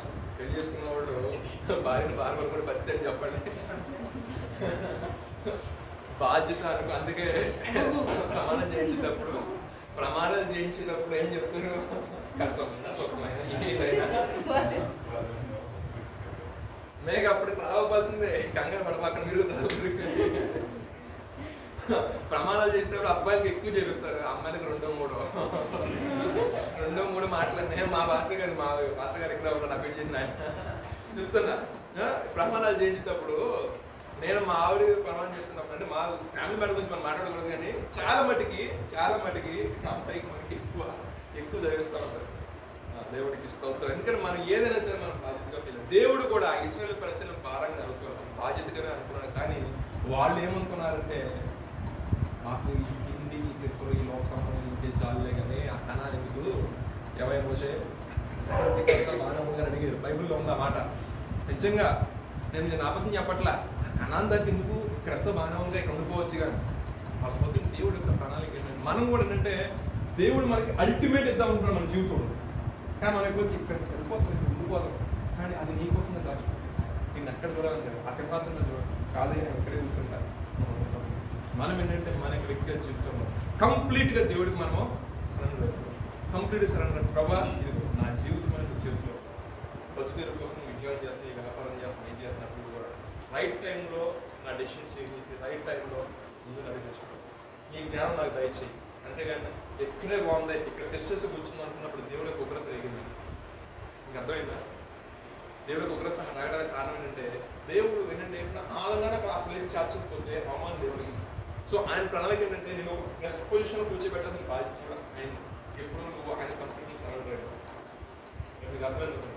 సో మనం ఏంటంటే హార్ట్ఫుల్గా, పూర్ణ మనసుతో, పూర్ణ ఆత్మతో, పూర్ణ బలంతో ఆయన సేవిస్తూ, ఆయన ఆగిలికి, ఆయన కట్టలకి, ఆయన విధులకి అయిపోయిన వారు మనం ఉన్నాం అనుకోండి, మన యొక్క జీవితంలో ఏం చేస్తారు, ఆయన ఏ కార్యం చేయడానికైనా. కొంతమంది ఏం చేశారంటే నిస్సందేహించారు, శనిగారు, తొలిగారు. తాపకరమైన సర్పాల చేత కరచబడినప్పుడు కూడా దేవుడు మళ్ళీ జాలి చేసుకొని, ఇద్దరు సర్పముడు గడ్డరా పోషే బాబు, వాళ్ళు చచ్చిపోతున్నారులే, ఎందుకులే అని చెప్పి ఇద్దరు సర్పం చూసి అందరూ మనం బతికించారు. కనీసం వీళ్ళకి దెబ్బ కొట్టడానికి సరే క్రమం చేద్దామన్నా కూడా స్టిఫ్ నెక్కడ్ పీపుల్ ఉంటుంది ఇశ్రాయేల్ గురించి. అంటే మేడ ముంచినట్టే ఉంటారు. అసలు ఏమనగా మాట. సో దేవుడు చూసాడు ఎంతమందిని తీసుకెళ్ళాడు, అంతమందిని ఆయన తీసుకెళ్ళాడు. దేవుడు తీసుకోవాలి. సో ఇక్కడ జర్నీ ఇక్కడ స్టార్ట్ అయింది. ఎక్కడ నిర్గమకాండ 1వ అధ్యాయంలో స్టార్ట్ అయింది. వారు మొరపెట్టగా వారి మొర యెహోవా ఆలకించినాక స్టార్ట్ అయ్యి వాళ్ళ కనాన్ దేశం వరకు దేవుడు తీసుకెళ్ళాడు. ఈ మధ్యలో అంతా కూడా ఆయన పక్షిరాజు వల్లే ఆయన రెక్కలు చాపాడు, నడిపించాడు, పోషించాడు, అనేక విషయాలు సహాయం చేశాడు. పగలు మేఘస్తంభం, రాత్రి అగ్నిస్తంభం, గమనించే పండగ, నా సన్నిధి నీకు చూడవచ్చు. అయ్యా నీ సన్నిధి నాకు రాకపోతే మరి నేను ముఖకెళ్ళని మోసే ప్రతిజ్ఞ చేసినప్పుడు కూడా, సరే పదా నా సన్నిధి తోడుకొసుకొని ఒక మాట చెప్పాడు. ఈ ప్రజలు ఎటువంటి మేడం మంచి జనాంగం, వీళ్ళు ఏమైనా మిస్టేక్ చేస్తే మటుకి మరి అది డిసైడ్ అవ్వంటే వాళ్ళని క్రమశిక్షణ నడిపించడానికి, ఒక 10 మందిని కంట్రోల్ చేయడానికి, 100 మందిని కంట్రోల్ చేయడానికే చాలా ఇబ్బంది పడుతుంది. అటువంటిది లక్షల మంది కంట్రోల్ చేయడానికి చిన్న టాస్క్. అందరూ కూడా దేవుడు ఏక మనసు కలిగి ఉన్నారు. దేవుడు ఆ మనసు వాళ్ళకి ఇచ్చాడు. అదే మోషే చెప్పిన మాటనే హృదయం దేవుడు కలిగేసాడు కాబట్టి వాళ్ళు నడిపించబడ్డారు. దేవునికి స్తోత్రం. హల్లెలూయా. ఇంకొక మాట చూద్దామండి. హెజ్కేల్ 34 అధ్యాయం 12వ వాక్యం చూద్దాం. కాపరి వల్లే ఆయన మనమే దొరుకుతారు. ఒకవేళ ఏదైనా పొరపాటు వల్ల, ఏదైనా ఇబ్బంది వల్ల ప్రభుత్వం దూరం అయ్యి కొద్దిగా ఆరైపోయిన పరిస్థితి వస్తున్నామని మనకు ఆశ ఉంటుంది.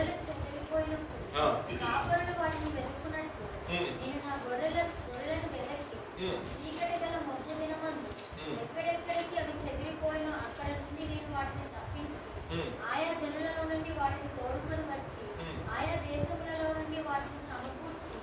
చాలు. ఇక్కడ చూసినట్లయితే ఈ మాట కూడా వాస్తవం చెప్పాలంటే ఇశ్రాయేల్ జనాంగం గురించి రాశాడు.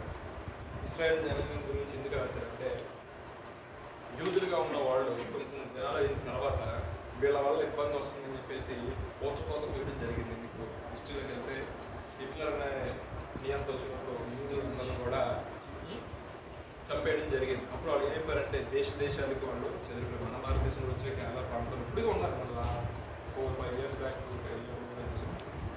ఇప్పుడు వస్తూ ఉంటారు, వెళ్తూ ఉంటారు, ఇది చేస్తూ ఉంటారు. చెప్తున్నాం మా సందర్భంలో. అయితే దేవుడు అంటే అక్కడ చదివిన అందరూ కూడా ఒకసారి సమకూరుస్తున్నాడు. సమకూర్చినప్పుడు ఆ ఇయర్ మనకి వాళ్ళకి ఇంచుమించు కారణంగా వచ్చినట్టు 1948 ఇప్పుడు వాళ్ళకి ఇజ్రాయెల్ సొంత దేశంగా ప్రకటించడం జరిగింది. యూదులైన వాళ్ళందరూ కూడా ఆ దేశంలో చేర్చబడుతున్నారు. అంటే దేవుడు వారి గురించి ప్రవచనాత్మకంగా చెప్పిన మాట. ఇక్కడ మన యొక్క వ్యక్తిగత జీవితంలో నిర్వహించుకుంటే మనం భక్తి చేస్తున్న కొంత సమయంలో అందరూ అంటారంటే యేసుప్రభు నమ్ముకున్న కష్టాలు అవుతాయి అంటే బాప్తిస్మం కష్టాలు అవుతాయి అని చెప్పేసి కొంతమంది మారేసుకుంటారు. కొంతమంది అంటే భక్తి కొనసాగిస్తూ నడుస్తూ కాస్త భక్తి వారి ఉన్నప్పుడు చిన్నపాటి సమస్యలు వచ్చినప్పుడు అటా ఇటా అని మనం అంటే వాక్యంలో ఇంకా వేరు గట్టిగా పాదుకున్నప్పుడు ఏంటంటే కొంచెం అటు ఇటు చెట్టు అంటారు కదా, ఒక చెట్టు ఏదైనా వేరు లోపల బాగా కమ్మకపోయింది అనుకోండి, దాని వేరు పైన ఉంటే వాళ్ళు ఏమవుతుంది గాలి వచ్చినప్పుడు ఏమవుతుంది ఇలా ఉంటుంది. అంటే ఒక వ్యక్తి వేరు లోతుగా తన్నాలి అంటే వాడు రెగ్యులర్గా చర్చికి మెంబర్ అయి ఉండాలి, ప్లస్ రెగ్యులర్ బైబిల్ చదువుకోవాలి, రెగ్యులర్గా దేవుడితో రిలేషన్ మెయింటైన్ చేయాలి. అట్ ద సేమ్ టైం సహవాసంలో సేవకునికి ఒక సంఘం నంటికట్టుబడి ఉన్నాం అనుకోండి, అప్పుడు ఏమవుతుంది దాంట్లో వచ్చే సారం తీసుకొని బలం పొందుతుంది దేవుడు లోపల. కొంతమంది ఏంటంటే ఏదో అద్భుతం జరిగిందని కొంచెం నమ్ముకుంటారు. స్టార్టింగ్ చెప్తుంది నేను అలా వచ్చినట్టు చెప్తాను మామూలుగా అద్భుతం జరిగింది, కానీ తర్వాత ఏం చేయాలంటే దాన్ని నిలబెట్టుకోవాలి. కొంతమంది ఏం చేస్తారంటే వీడు నిలబడుతున్న టైంలోనే మన ఇంట్లో ఉంటారు, అరే ఎందుకురా ఇది అయిపోయింది అద్భుతం అయిపోయింది వచ్చేసి మళ్ళీ నాకు దాంట్లోకి వెళ్ళామనుకో ఆ పొట్టు తీసేయమంటారు, ఆ పూలు తీసేయమంటారు, గాలి తీసేయమంటారు, ఆ వేస్తాలను మార్చేయమంటారు, అన్నీ మార్చేసుకోవాలరా బాబు, సర్టిఫికెట్లు పేర్లు మార్చుకోవాలి, అవి మార్చుకోవాలి, కొత్త పేర్లు పెడతారు. వచ్చారంటే అవునంటావా బెదరో సరే వచ్చి అతను పేరు మన పేరు వచ్చేసింది ఇటు వెళ్ళిపోతారు. కొంతమంది ఇక అర్థమని చెప్పేది వెళ్ళిపోతారు. సరే వెళ్ళిపోయిన విషయం కొంతమంది బాప్తిసం తీసుకొని కూడా నాకు తెలిసిన బెస్ట్ ఫ్రెండ్ నాకు బాగా తెలిసిన వాళ్ళు వ్యాపారంలో లాస్ వచ్చిందని చెప్పేసి యేసు ప్రభువుని వదిలేసి ఎవరో చెప్పారంట ఆ ప్రభువుని వదిలేసి చెయ్యి నీకు ఖచ్చితంగా ఆశించబడతానప్పటికీ కుటుంబం మొత్తం కూడా ఏం చేశారంటే ఇంచుమించు అమ్మమ్మ టైం కానించి ఒక 40 సంవత్సరాల నుంచి చేసి 1 సంవత్సరం నుంచి 40 సంవత్సరాలు బట్టి చేసి వదిలిపెట్టేసి కేవలం నేను దశభాగాలు ఇచ్చిన ప్రథమఫలం ఇచ్చిన ఏది ఇచ్చినా కూడా నేను ఒకసారి అన్న ఎన్ని ఇచ్చినా కూడా మాకు అన్ని లాస్లో వచ్చినాయి కానీ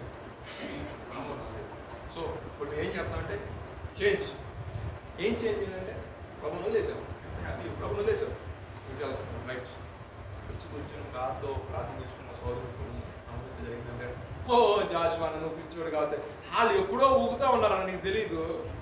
ఎప్పుడు నుంచి ఊగుతా నువ్వు కాస్త ఏదో ఉన్న 5-6 సంవత్సరం మాత్రం కాబట్టి బాప్తిస్మం తీసుకోండి లేదా ఎప్పుడు కొట్టుకుపోయేవాడు.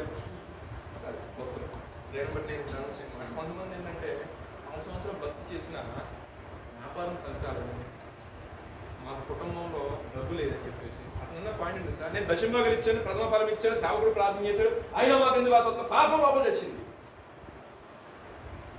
వచ్చి మీరే చూసారంటే నేను చూసాను కాబట్టి నేను చెప్తాను. ఆధార సావాసం చేస్తే ఎవడేటువంటి తెలియదురా. ఎంత భక్తి చేస్తున్నా ప్రాక్టికల్ నా క్యారెక్టర్ నా మారినప్పుడు నీకు ఆశీర్వాదం అనుకొచ్చింది కుటుంబం మీదకి. గృహ యజమానుడికే విధానం లేదు, డబ్బు ధనాపేక్ష. ఇలా 10,000 పెట్టి అమ్మేసారంటే 50,000 వచ్చిందంటే ఈ 50,000 తీసుకెళ్ళి 2 లక్షలు వచ్చేయాలంటే ఎలా వస్తుంది? అట్లీస్ట్ ఇచ్చింది దీని గురించి ఏంటి అనేది లేదు. అలాగా ఏం చేశారంటే భక్తి నుంచి చేస్తారు, కానీ కుటుంబం మొత్తం కూడా బాప్తిసం తీసుకున్నాం అంటే మాట నేను చెప్పడానికి కారణం ఏంటంటే కానీ ప్రభు అని తీసుకుంటారంట. నేను ఎంత మన కారణం పిలుస్తాడు అలా సమకూరుస్తుంది. ఎందుకంటే దేవుడు చిత్తం ఉన్నవాడు ఎవరన్నా దేవుడు అందుకే చెప్తాను కొన్ని బలహీనమనే ఉంటాయి. వాళ్ళు ఏమంటారంటే మాస్టర్ గారు వచ్చి మాకు ఎప్పుడు ప్రార్థన చేయి ఉండేదేమో 30 కిలోమీటర్లు అవతల 30 కిలోమీటర్లు అవతల అయితే ఈ చర్చికి రాడు, దశభాగం ఈ చర్చికి వస్తే ఈ నెల సంఘం కొట్టు. సరే ఈ పాస్ట్కి వచ్చే టైం ఈయన ఉంటాడా ఈయన ఉండడు, వ్యాపారం నిమిత్తం ఎడకెళ్తాడు. ఫోన్ చేస్తే ఫోన్ చేసి నెలకొమ్మంటే నెంబర్ 1 అసలు దశభాగం అంటే కరెక్ట్ కాదు. అవుతారు ఆ పాస్టర్ గారు చెయ్యి మంచిది కాదు అన్న, ఇంకో పాస్టర్ గారు చెయ్యి మంచిది కాదు, ఎవరిదే ఇంకో పాస్టర్ గారు ఆశ్రయించబడతారు. ఆయన కొంచెం నమ్మకం అది కూడా ఇంకో పాస్టర్ గారు, ఇంకో పాస్టర్ ఉన్నారు, ఇంకో ప్రవక్త ఇలాగ స్టాండర్డ్ లేదు. ఎందుకు చెప్తున్నానంటే నేను చెప్పేది ఉన్న ప్రాక్టికల్ జరిగింది నా కళ మీద జరిగింది. ఆత్మ కూడుకోవడం అంటే చిన్న విషయం కాదు. 5 సంవత్సరాలు దేవుడు జరిగినట్టే నిజంగా ఆ విషయం నాకు చాలా గొప్ప అనిపించింది. చాలా 3 రోజులు చాలా బాధపడ్డా ఆ విషయంగా. సరే ప్రభు ఏంటి నాకు ఈ వాక్యం చెప్పండి. ప్రభు ఎవరిని విడిచిపెట్టాడు? ఏదో మీరు నన్ను ఇప్పుడు అంటాను ఉద్యోగాలు వస్తాయని ఏదో జరిగిందని ప్రభు వైపు చూడకండి. ఆధ్యాత్మికమైన మేలు అనుకుంటాం అనేది నీ మనసుకి నీ ఆధ్యాత్మిక జీవితానికి అమ్మ ఉందా లేదా అది చూసుకుని ఉంటారు. మనసుకు ప్రశాంతత ఉంది, ఓకే రైట్. నీ మనసు బాగుందంటే నీ ఆరోగ్యం బాగుంది, అవునా కదా? నీ ఆరోగ్యం బాగుందంటే నీ హెల్తీ థాట్స్ వస్తాయి. హెల్తీ థాట్స్ వచ్చినప్పుడు కొన్ని ప్రతికూల పరిస్థితి వచ్చినప్పుడు ప్రార్థన చేసుకుని దాన్ని బట్టి ప్రభు ఏం చేస్తారంటే దాన్ని ఎలా ప్రభు చూసి దాన్ని ఎలా తొలగించుకోవాలో ప్రభు ఆ జ్ఞానం ఇచ్చి మనల్ని తొలగిస్తారు. అసలు ఆధ్యాత్మికత మనం లేకపోతే గాలి చదవడం కొట్టు వాళ్ళు మనం వెళ్ళిపోతా ఉన్నాం అనుకోండి. అంటే మనిషి అన్నాక రోగాలు రాకుండా ఉండవు, మనిషి నాకు కష్టాలు రాకుండా ఉండవు, మనిషి నాకు ఇబ్బందులు రాకుండా ఉండవు అని అంటారు కదా. సుఖ దుఃఖాలను ఉంటుంది బైబిల్, నిజంగా ఉంది. సుఖం ఉంటుంది కానీ శోధింపబడే వారికి మార్గం చూపించి తప్పించే దేవుడు మార్గం. మన శోధన వచ్చిందా, ఇబ్బంది వచ్చిందా, కానీ ఆ విషయంలో కూడా భాషగా మాట్లాడలేదు. ఇబ్బందులు అనేది ఎవరికి లేకుండా లేవు, ప్రతి ఒక్కరి యొక్క జీవితంలో ఏదో ఒక ఇబ్బంది అనేది అది లేకపోతే ఎందుకంటే దేవుడు అంటే కాలం దేవుడు పెడతాడని దేవుడు ఎప్పుడు పెట్టడండి. దేవుడు పెట్టడు. మనమందికి కావాలని దేవుడు మీరు అనుకోవచ్చు కొంచెం టెక్నికల్ డిగ్రీ కదా అంటే తను బ్రతులో చెప్పాడు ఏంటి అంటే దేవుడు కావాలని శోధన పెట్టాడు. శోధన దేవుడు పెట్టడండి. నువ్వు శోధనలో పడిపోకుండా ఉండడం కోసం దేవుడు ప్రణాళిక వేస్తాడు. అర్థమైందా? శోధనలకు దేవుడు నడిపేడు, శోధన నీకు పెట్టడు. కానీ శోధనలో పడకుండా అంటే ఫస్ట్ నేను సెట్ చేస్తాడు దేవుడు. దాని వైపు చూడటం కూడా భయపడతాడు చేస్తాడు. ఎందుకంటే నువ్వు ప్రత్యేకించబడిన జనాన్ని, ప్రత్యేకించబడిన మనుషులు, దేవుడు కూడా ప్రత్యేకించబడిన వ్యక్తిని. ఎందుకు ఇంకో మాట మీరే కదా నాకు సాక్షులు, నేను మిమ్మల్ని లోకంలో వెలుగ్గా చేస్తున్నాను. సో ఆయన మనం వెలుగ్గా చేసినప్పుడు మనము ఏమై ఉన్నామో వాక్యం చెప్పడం కాదు కానీ మన నడవడికే అనేక మంది ప్రభు వైపు, మన మాట తీరు, విధానం, మనం చేసే పనులు కానీ. ఎందుకంటే మీరు ప్రభు గురించి ఎక్కడ మీరు చెప్పవలసిన ప్రభులా మీరు జీవించవచ్చు. యేసుప్రభు గారు ఎక్కడికి వెళ్తే అక్కడ గుంపులు వచ్చారు జనం. అసలు ఎక్కడికి వెళ్తే అక్కడ ఆయన మాటలు వినడానికి మీ దగ్గర జీవపు మాటల దగ్గర ఉన్నాయా, జీవ జలపు మాటల దగ్గర ఉన్నాయా? అసలు మాట్లాడారు అంటే ఆయన ఈ చిన్న ప్రేయర్ చేసి ఇలా చేపెట్టినా కూడా నాకు స్వస్థత అద్భుతాలు జరిగింది. ఆయన కూడా మన శరీరదారుడిగా వచ్చాడు కదా, మరి ఎందుకని ఆత్మ నడుపుకోవాలి. ఈరోజు అదే ఆత్మగా దేవుడు మనకి ఇచ్చింది అవునంటారు కదా. సో అదే ఆత్మ మనకేమన్నారు, ఒక ప్యాషన్ ఉంది ఒక జీవితం మన కావాలన్నా సరే ప్రభు ఒక్కసారి కూడా దర్శించినాడు ఆత్మ నడిపేదారు ప్రభు లైఫ్ స్టైల్ దేవుడికి స్తోత్రం. కాపర్ వల్లే దేవుడు మనం ఎదుగుతాడు. వెళ్ళిపోయారు కదా, పోయారు దేవుడు విడిచిపెట్టాడు.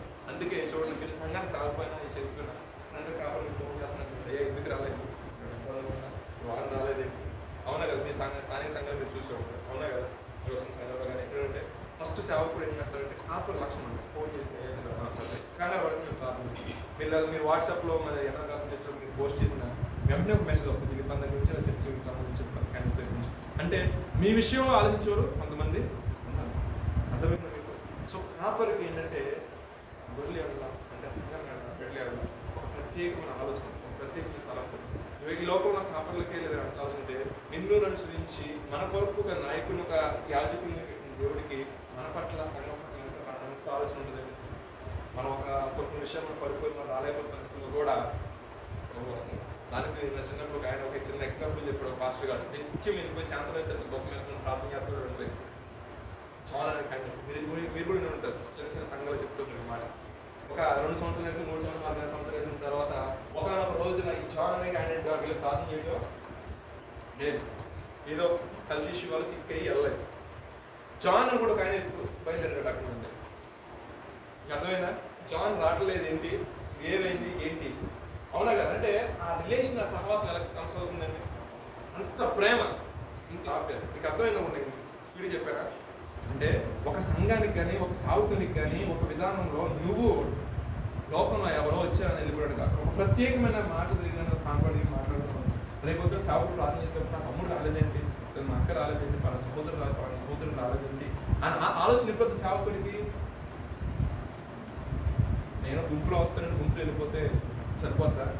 నేను అంటాను అలాగని పాస్టర్ గారికి ఫోన్ చేయడానికి టైం ఏముంది. చెప్పేది సరే. నేను చెప్పానంటే మీరు ఆ విధానమైన ఇప్పుడు క్రాంతి అనుకోండి, ఆయన గురించి ఫిలిప్ మాట్లాడదు కదా, బాబు అమ్మగారు కూడా చెప్తారు ఆ కోసం ప్రార్థన చేస్తున్నా, విశ్వ ట్రై చేస్తాను. ఈయన ఎవరు నాకు తెలియదు, ఈయన పేరు నాకు తెలియదు. అమ్మ మరి చెప్పి ఎవరు మీ క్రాంతి అంటే అప్పుడు చెప్పింది జరగలేదు, మీ పేరు నాకు తెలియదు. కానీ వాళ్ళకు ఒక ఆలోచన ఉంది. ఎందుకని సంఘానికి అంటే ఎక్కడికైనా నేను చెప్పట్లా, ఏ సంఘానికి వెళ్ళినా ఎక్కడికి వెళ్ళినా సేవకుని కనపడి అయ్యా నా పరిస్థితి నాకు వచ్చింది అలా నువ్వు విష్ చేయడం వల్ల తప్పేం లేదండి, తప్పేం లేదు. దానివల్ల ఏమైందంటే సేవకు మైండ్లోకి నువ్వు వెళ్ళావు అనుకోండి, ఆయన ప్రార్థన చేసే సమయంలో నేను అసలు మైండ్ లేకపోతే నాకు కోసం ప్రార్థన చేస్తారు చేయరు కదా. ఆయన మైండ్లో ఉండాలంటే నేను ఆయన దగ్గరగా ఉండాలి కదా ఎప్పుడైనా సరే. సో ఈ సహవాసం ఏముంటుంది, ఒక 2 వారాలు రాకపోయినా 3వ వారం వచ్చి ఫోన్ వచ్చేస్తుంది ఆటోమేటిక్.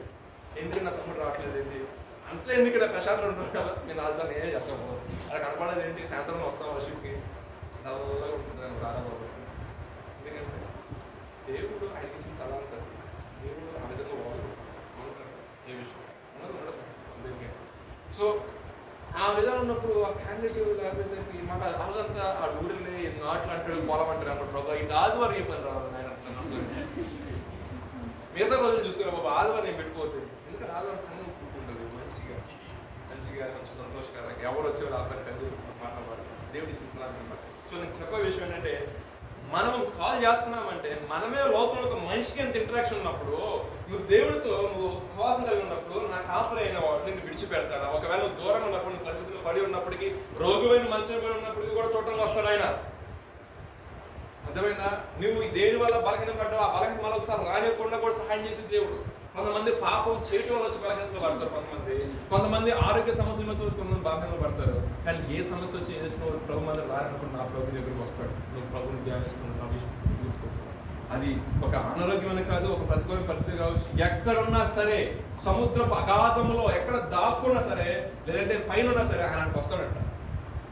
ఇప్పుడు నువ్వు అంతకుముందు ఆయనతో రేచుకున్నట్టు ఆయనతో నువ్వు సంభాషణ చేస్తున్నావు. దేవునికి స్తోత్రం, హల్లెలూయా. చివరి ఒక మాట, మత్తయి సువార్త 23:37 చాలా సమయం చాలా తినేసినట్టున్నాం. లాస్ట్ ఒక పాయింట్స్ మనం క్లోజ్ చేసుకున్నాం. యెరూషలేమా నీ వద్దకు పంపబడిన వారిని రాళ్లతో కొట్టుచును ఉండుదానా? కోడి తన పిల్లలను రెక్కల కింద కేలాగు చేర్చుకొనును, అలాగే నేను నీ పిల్లలను ఎన్నో మార్లు చేర్చుకొని కాపాడదాం అనుకున్నాను, కానీ మీరు వల్లకపోతే మీరు వినలేదు, బయటికి వెళ్ళాడు, దుష్టుని చేత కొట్టబడ్డారు అని చెప్తుంది వాక్యం. ఎవరి గురించి అంటే యోధ వారి గురించి, ఇశ్రాయేలు ప్రజల గురించి ఆ మాట చెప్తున్న. అంటే ఏమీ తెలియని అన్యులు వచ్చి నా మహిమను తెలుసుకొని నన్ను గణపరుస్తున్నారు, అన్నీ తెలిసిన మిమ్మల్ని నేను చేర్చుకుందామని పలుమార్లు కోడి తన పిల్లల్ని ఏ విధంగా రెక్కల కింద లాక్కుంటుందో ఆ రకంగా నేను ప్రయత్నం చేస్తున్నప్పుడు కూడా నేను ఏం చేస్తున్నానంటే, ఈ రెక్కల నుంచి బయటకు వెళ్తున్నాడు దుష్టుడు. ఏం చేస్తున్నాడు, మన చిన్నప్పుడు చూస్తాం, ఎవరైనా ఇళ్లకాడ కోళ్ళు పెంచిన వాళ్ళకి బాగా అలవాటు. చిన్న కోడికలు ఉన్నప్పుడు ఏం చేస్తారంటే కొంచెం మన అబ్జర్వేషన్లో పెడతాం, ఎందుకంటే కాకులు వస్తా ఉంటే కొట్టుకుని వెళ్ళిపోతాయి. అవునా కదా? పెట్ట ఏం చేస్తుందండి, కోడి పెట్ట పిల్లలన్నింటిని దగ్గర లాక్కుని అక్కడ పెట్టింది మేత, అక్కడ తినుకుంటా అట్లా కూడా నేర్పించింది. కొన్ని ఎచ్చు కొట్టేవి ఉంటాయి చూసారా, అవి బయటకు వెళ్తే కాకులో మిగతాయి మొత్తం ఎత్తుకొని పోతాయి. సో థింగ్ ఏంటంటే ఇక్కడ చెప్తున్న విషయం కూడా అదే. ఆయన యెరూషలేమా నేను పలుమార్లు ప్రయత్నం చేశాను రెక్కల కింద రాని కాపాడటానికి. సో మీరు ఏం చేశారంటే బయటకు వెళ్ళారు. అంటే నా కాపుదల నుంచి మీరు బయటకు వెళ్తున్నప్పుడు దుష్టుడు అక్కడ కాసుకున్నాడు, ఎప్పుడు బయటకు వస్తాడో కొడదామన్నాడు. దేవుడు అంటాడు, మీ కట్టడలోని ఈ విధుల్లో ఈ భక్తి కాలంలో దుష్టుడు మిమ్మల్ని ఉంటాడు. ఏ విషయంలో వాడి గర్జని సింహం వల్ల తిరిగిన ఆయన దగ్గర రాని కూడా ఆయన అంతే. ఎందుకంటే ఆయన రక్షణను నువ్వు తీసుకుని గత వారంలో లాస్ట్ నేను ఫిలిప్ అన్న వాక్యం చెప్పారు కదా, సర్వాంగ కవచం. ఏ కవచం అండి? ఎందుకని దుష్టుని ఎదిరించడానికి. ఇక్కడ లేదండి తలక వద్దు నాకు, ఇక్కడ తల కూడా తల ఎదిరిపోద్ది, తల ఎదిరిపోతే ఇంకేమో అవుట్ కాదు, లేదని చెయ్యొద్దని చేయెత్తుకోవద్దు. అందుకే సర్వాంగ కవచం అంటే పైనుంచి కిందకి విశ్వాసం అనే డాలు దుష్టిని ఎదిరించడానికి పట్టుకోవాలి ముందరకల్లా. అది కాకుండా నా ఇష్టానుసారంగా చేస్తాను, నేను ముందరకు వెళ్తానంటే బళ్ళు నుంచి దిగింది తర్వాత వాడు అగ్ని బాణాలు ఎంత బాధ కలిగిస్తాడు, చాలా బాధ. అందుకే అంటాడు, నా మాటలు విని నాకు కట్టడు. అంటే ఆయన కొన్ని బౌండరీస్ కానీ లాక్కుంటున్నప్పుడు ఏమైపోయిందంటే మీరు రెండు అన్నప్పుడు ఆయన లోబడిపోవాలి. చూడండి, మనకు అర్థం కదా ఆ భాష. ప్రమాదం పొంచున్నప్పుడు కోడిపెట్ట అరిచేసరికి ఎక్కలేని కోడిపిల్లలు మొత్తం గమ్ వచ్చేసి చేస్తే ఎక్కల కింద అర్థమైందా? అలాగే దేవుడు కూడా మనం పిలుస్తాడు.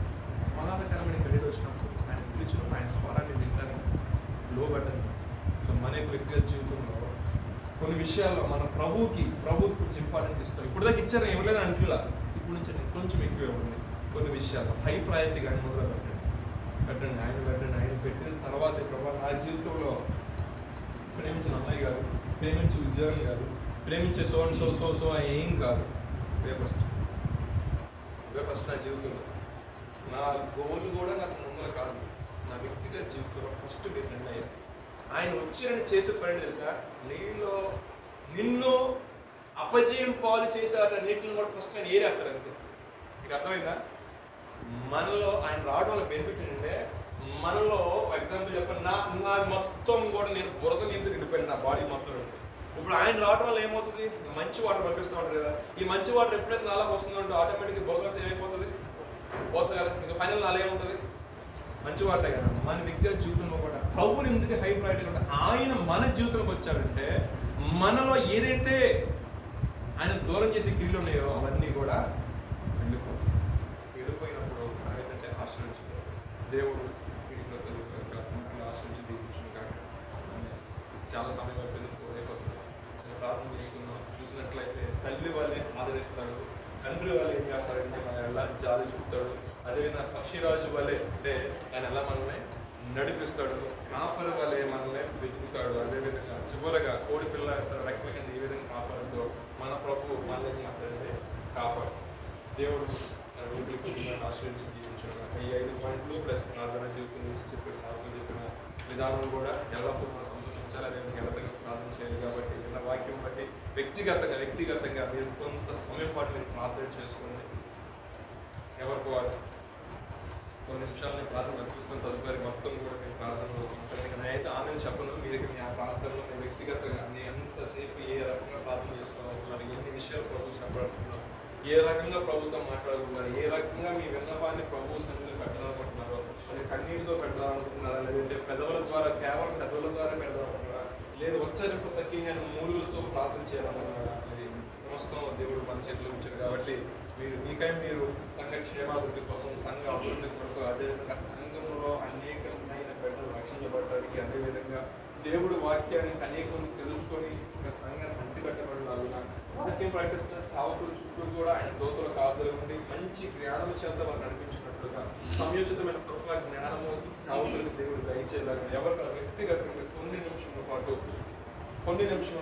ప్రార్థన చేసుకోండి. నేను చెప్తాను, అన్నిటి ప్రార్థన పర్వతాలను కూడా కదిలిస్తాయి. అన్నిటి ప్రార్థన అన్న తన యొక్క జీవితంలో అన్ని మొత్తం కాల్చి ఓపిక లేక బలిపెట్టుకుని ఉన్నప్పుడు ఏలుకొని మాట్లాడినప్పటికీ కూడా ఆమె చేసిన మాట దేవుడి సంధి చేరిందంట. బాబు ఆమెను జ్ఞాపకం చేసుకున్నాడ. ఆ రకంగా ఈ రాత్రికాల సమయంలో కుదిరితే అన్నిటి పోతైనా సరే ప్రభు నా పరిస్థితి ఇది, నేను ఈ పరిస్థితులు జరుగుతున్నాను, నానుకున్న వారు కూడా నాకు ఎవరు లేరు సహాయం చేయడానికి, నాకు సహాయం చేస్తా అన్నవాడు కూడా ప్రభు సహాయం చేయకుండానే వాళ్ళు వెనకబడి ఉన్నారు.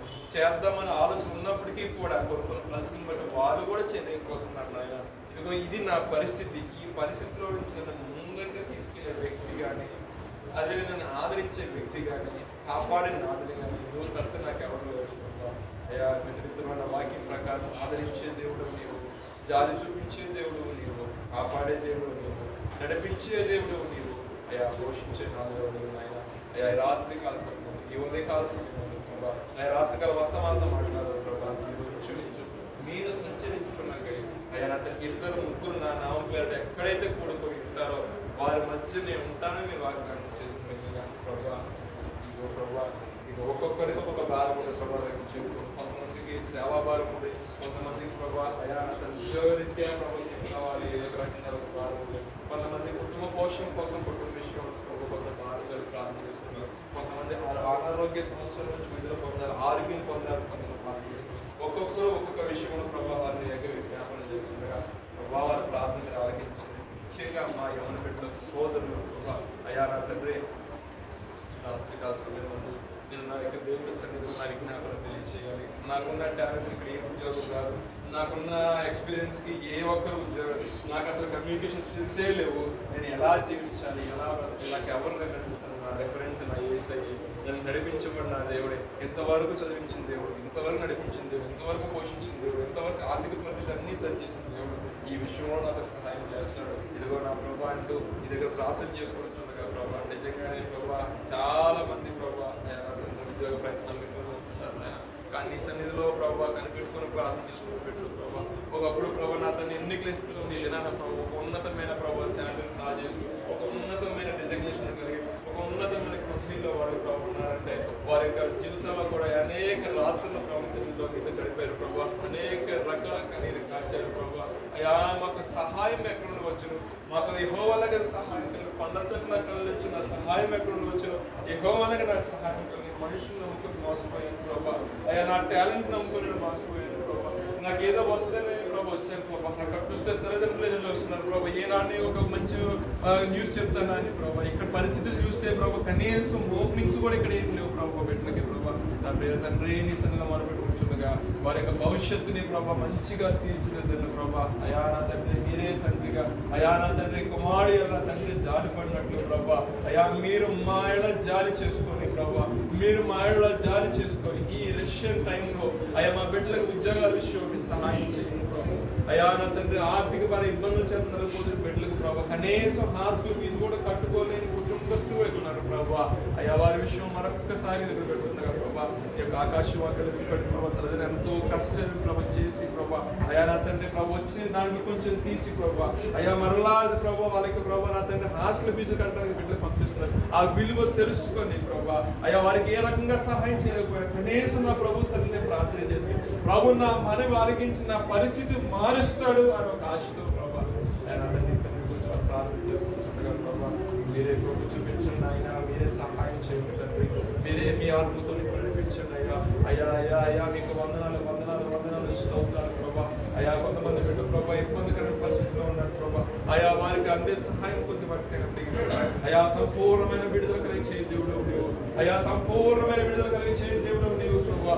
అయా ఒకరి తల్లిని ఆదరిస్తాను ప్రభా, అయా నా తండ్రి నా ప్రభా ఆదరించలేక ప్రభా, అయా మాట్లాడలేక ప్రభా కృంగిపోతున్నారేమో, నా తండ్రి కృంగిపోకుండా ఒక ధైర్యపు ఆత్మను కుమ్మరించండి అయా, నీ పరిశుద్ధాత్మను కుమ్మరించండి, ధైర్యపరచండి, ఆదరించండి ప్రభా, కృప విస్తరించబడుగా నా తండ్రి. కాలం నుండి ఇబ్బందుల నుండి ప్రభా, అయా నా తండ్రి ఆ బిడ్డలకు విడుదల దయచేయమని ప్రార్థిస్తున్నాం అయ్యా.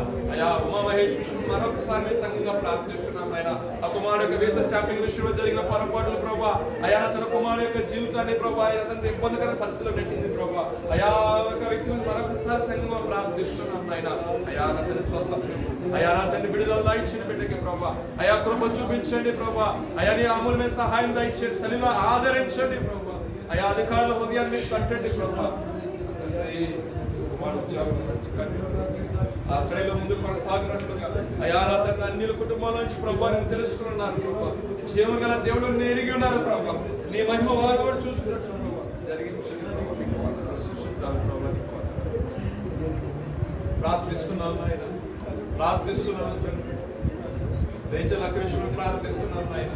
అయా మంచి వారికి దయచేయండి ప్రభా, మీ కృపను దయచేయండి ప్రభు, మీకు స్తోత్రాలు చెల్లిస్తున్నాను అయా. మీరు ముట్టండి ప్రభా, మీరు స్వస్థపరిచే రాజువు ప్రభా, ఆరోగ్యము కలిగి చేయి దేవుడవు ప్రభా. నా తండ్రి జరగబోతున్న ప్రాసెస్ విషయంలో అయా సమస్త విషయాల్లో మీ సహాయం దయచేయండి ప్రభా, మీరే ప్రభా తండ్రిగా మీరు అక్కడ నిలబడండి ప్రభా, మీరే తల్లిగా మీరు ఆదరించండి ప్రభా, మీ అమూల్యమైన సహాయాన్ని ప్రభా అక్కగారిని దయచేయమని ప్రార్థిస్తున్నాను ఆయన. కృప కుమ్మరించండి, కృప కుమ్మరించండి అయా. సంఘం విషయంలో సంఘ నాయకుల విషయంలో సేవా పరిచయం ప్రభా ఎంతో భారాన్ని ప్రభా, ఎంతో బాధ్యతలు ప్రభా దైవజనం మీరు పెట్టినారు ప్రభా, అది నమ్మకంగా ఆయన కొనసాగించినట్లు అయా నా తండ్రి ఇంకను ప్రభానికి ఆత్మస్థాయిని ఇంకా పరిశుద్ధాత్మ నడిపింపు అధికంగా బిడ్డకు దయచేయమని ప్రార్థిస్తున్నాను ఆయన. మోషేన నా ఇల్లు అంతట్లో కూడా నమ్మకమైన వ్యక్తులు ప్రభా, అయా మోషేని ప్రభా ప్రత్యేకమైన రీతిలో ప్రభా మీరు వాడుకున్నారు ప్రభా, అయా నా తండ్రి నా ప్రభా మోషే విషయంలో ప్రభా అయా నా తండ్రి ఒక ప్రణాళికను మీరు ప్రభా సిద్ధపరచండి. చూపించండి, మీ కృపతో నింపండి ప్రభా, అయా నా తండ్రి సహకారికి ఇచ్చిన అక్రమం మీరు దీవించండి, ఆశ్రయించండి. ఆ బిడ్డ విషయంలో మీరు విశేషమైన కృప ఆదరణ దయచేయండి అయా. పరిచర్య భారము కలిగి ప్రభా, ఆత్మల భారము కలిగి ప్రభా, అయా ఈ పరిచర్యలో ప్రభా నా తండ్రి ప్రభా అయా నీ దైవజనుడికి ప్రభా సహకరించే ఆత్మను దయచేయమని ప్రార్థిస్తున్నాను. ప్రత్యేకమైన రీతిలో అయా నా తండ్రి మీ సహాయం దయచేసి ప్రార్థిస్తున్నాం నాయన. తల్లి గారి ఆరోగ్య విషయంలో మీ సహాయం దయచేయండి ప్రభు. అయా మంచి ఆరోగ్యము దయచేయండి ప్రభు. అయా నా తండ్రి మీకు స్తోత్రాలు చెల్లిస్తున్నాం నాయన. అయా గడిచిన కాలం అంతా కొన్ని కృపలో భద్రపరిచారు ప్రభు. ఇంకా మంచి ఆయుష్కాలం మంచి ఆరోగ్యము దయచేసి అయా నా తండ్రి వృద్ధాప్య మందు కూడా సారము గల పచ్చగా ఉన్నట్లుగా అయా నా తండ్రి ఈ పరిచయం ఇక్కడ గొప్పగా కొనసాగించబడాలి. అయా నా తండ్రి ఈ ప్రభు ఈ పరిచయంలో అనేక మంది ప్రభు ఇక్కడ రావాలని ఆమె యొక్క ఆశను మీరు తీర్చిన విధానం బట్టి మీకు స్తోత్రాలు చెల్లిస్తున్నాం నాయన. ఇక్కడ నా నాటికి పరిచయం తల్లి గారికి మంచి ఆరోగ్యం దయచేసి ప్రార్థిస్తున్నాం. దీవించండి, సేవకులు మీరు దీవించండి, అధికారులు ప్రభు ప్రధానులు మీరు దీవించండి, మీ సహాయం దయచేయండి. ప్రార్థిస్తున్నామని ప్రార్థించండి. కొన్ని నిమిషముల పాటు ప్రభు మన పట్ల మనకు సహాయం చేయగలరు. ఈ రాత్రి ఈ ఉదయకాల సమయం ఈ రాత్రి అంతే చేసిన ప్రార్థన ఎన్నో వాక్యం దుష్టుడు ఎత్తుకోబోకున్నాడు. కన్నీటితో విత్తబడిన విత్తనాన్ని కన్నీటితో తలపడి కొన్ని నిమిషం మన ప్రభా ఈ విత్తనం మన కథాలు ప్రభా ఇక జీవితంలో ఈ ఆశీర్వాదం మేము చూడాలి ప్రభా. నా వ్యక్తిగత జీవితాల్లో ప్రభు ఈ ఆశీర్వాదం మేము చూడాలి ప్రభా. విత్తబడిన వాక్యం ప్రభా నా తండ్రి అయా మేము ప్రార్థిస్తుండగా ప్రభా అయా మొదటి ప్రభా సేవకు నిలబెట్టి ప్రభు ప్రత్యేకమైన కోణముల ప్రార్థన గురించి మీరు చెప్పారు ప్రభా. నిజంగానే హన్నా ప్రార్థన చేసిన దాన్ని బట్టి గొప్ప ఆశీర్వాదం చూసింది ప్రభా. అయా ఇశ్రాయేలు ప్రజలు మొరపెట్టినప్పుడు వారు మొర మీద ఆలకించారు తండ్రి. అయా మీకు వందనాలు ప్రభు, మీకు స్తోత్రాలు చెల్లిస్తున్నాం నాయన. ప్రతి విషయంలోనూ ప్రభా నా తండ్రి ప్రార్థించేవారు కానీ మీకు స్థుతులు చెల్లించేవారు కానీ ఉన్నట్టు మీ సహాయం దయచేయండి అయా.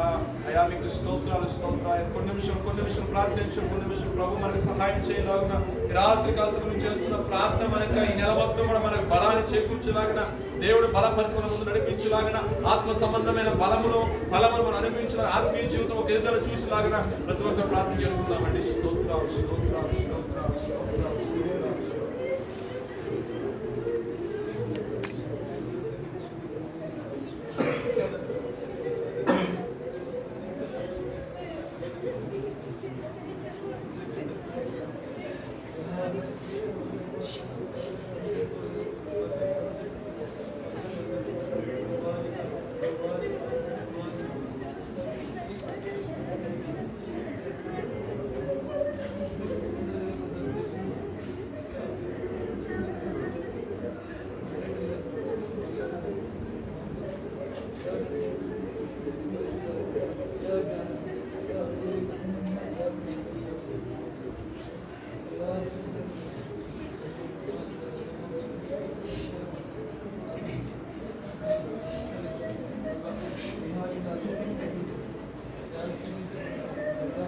Grazie.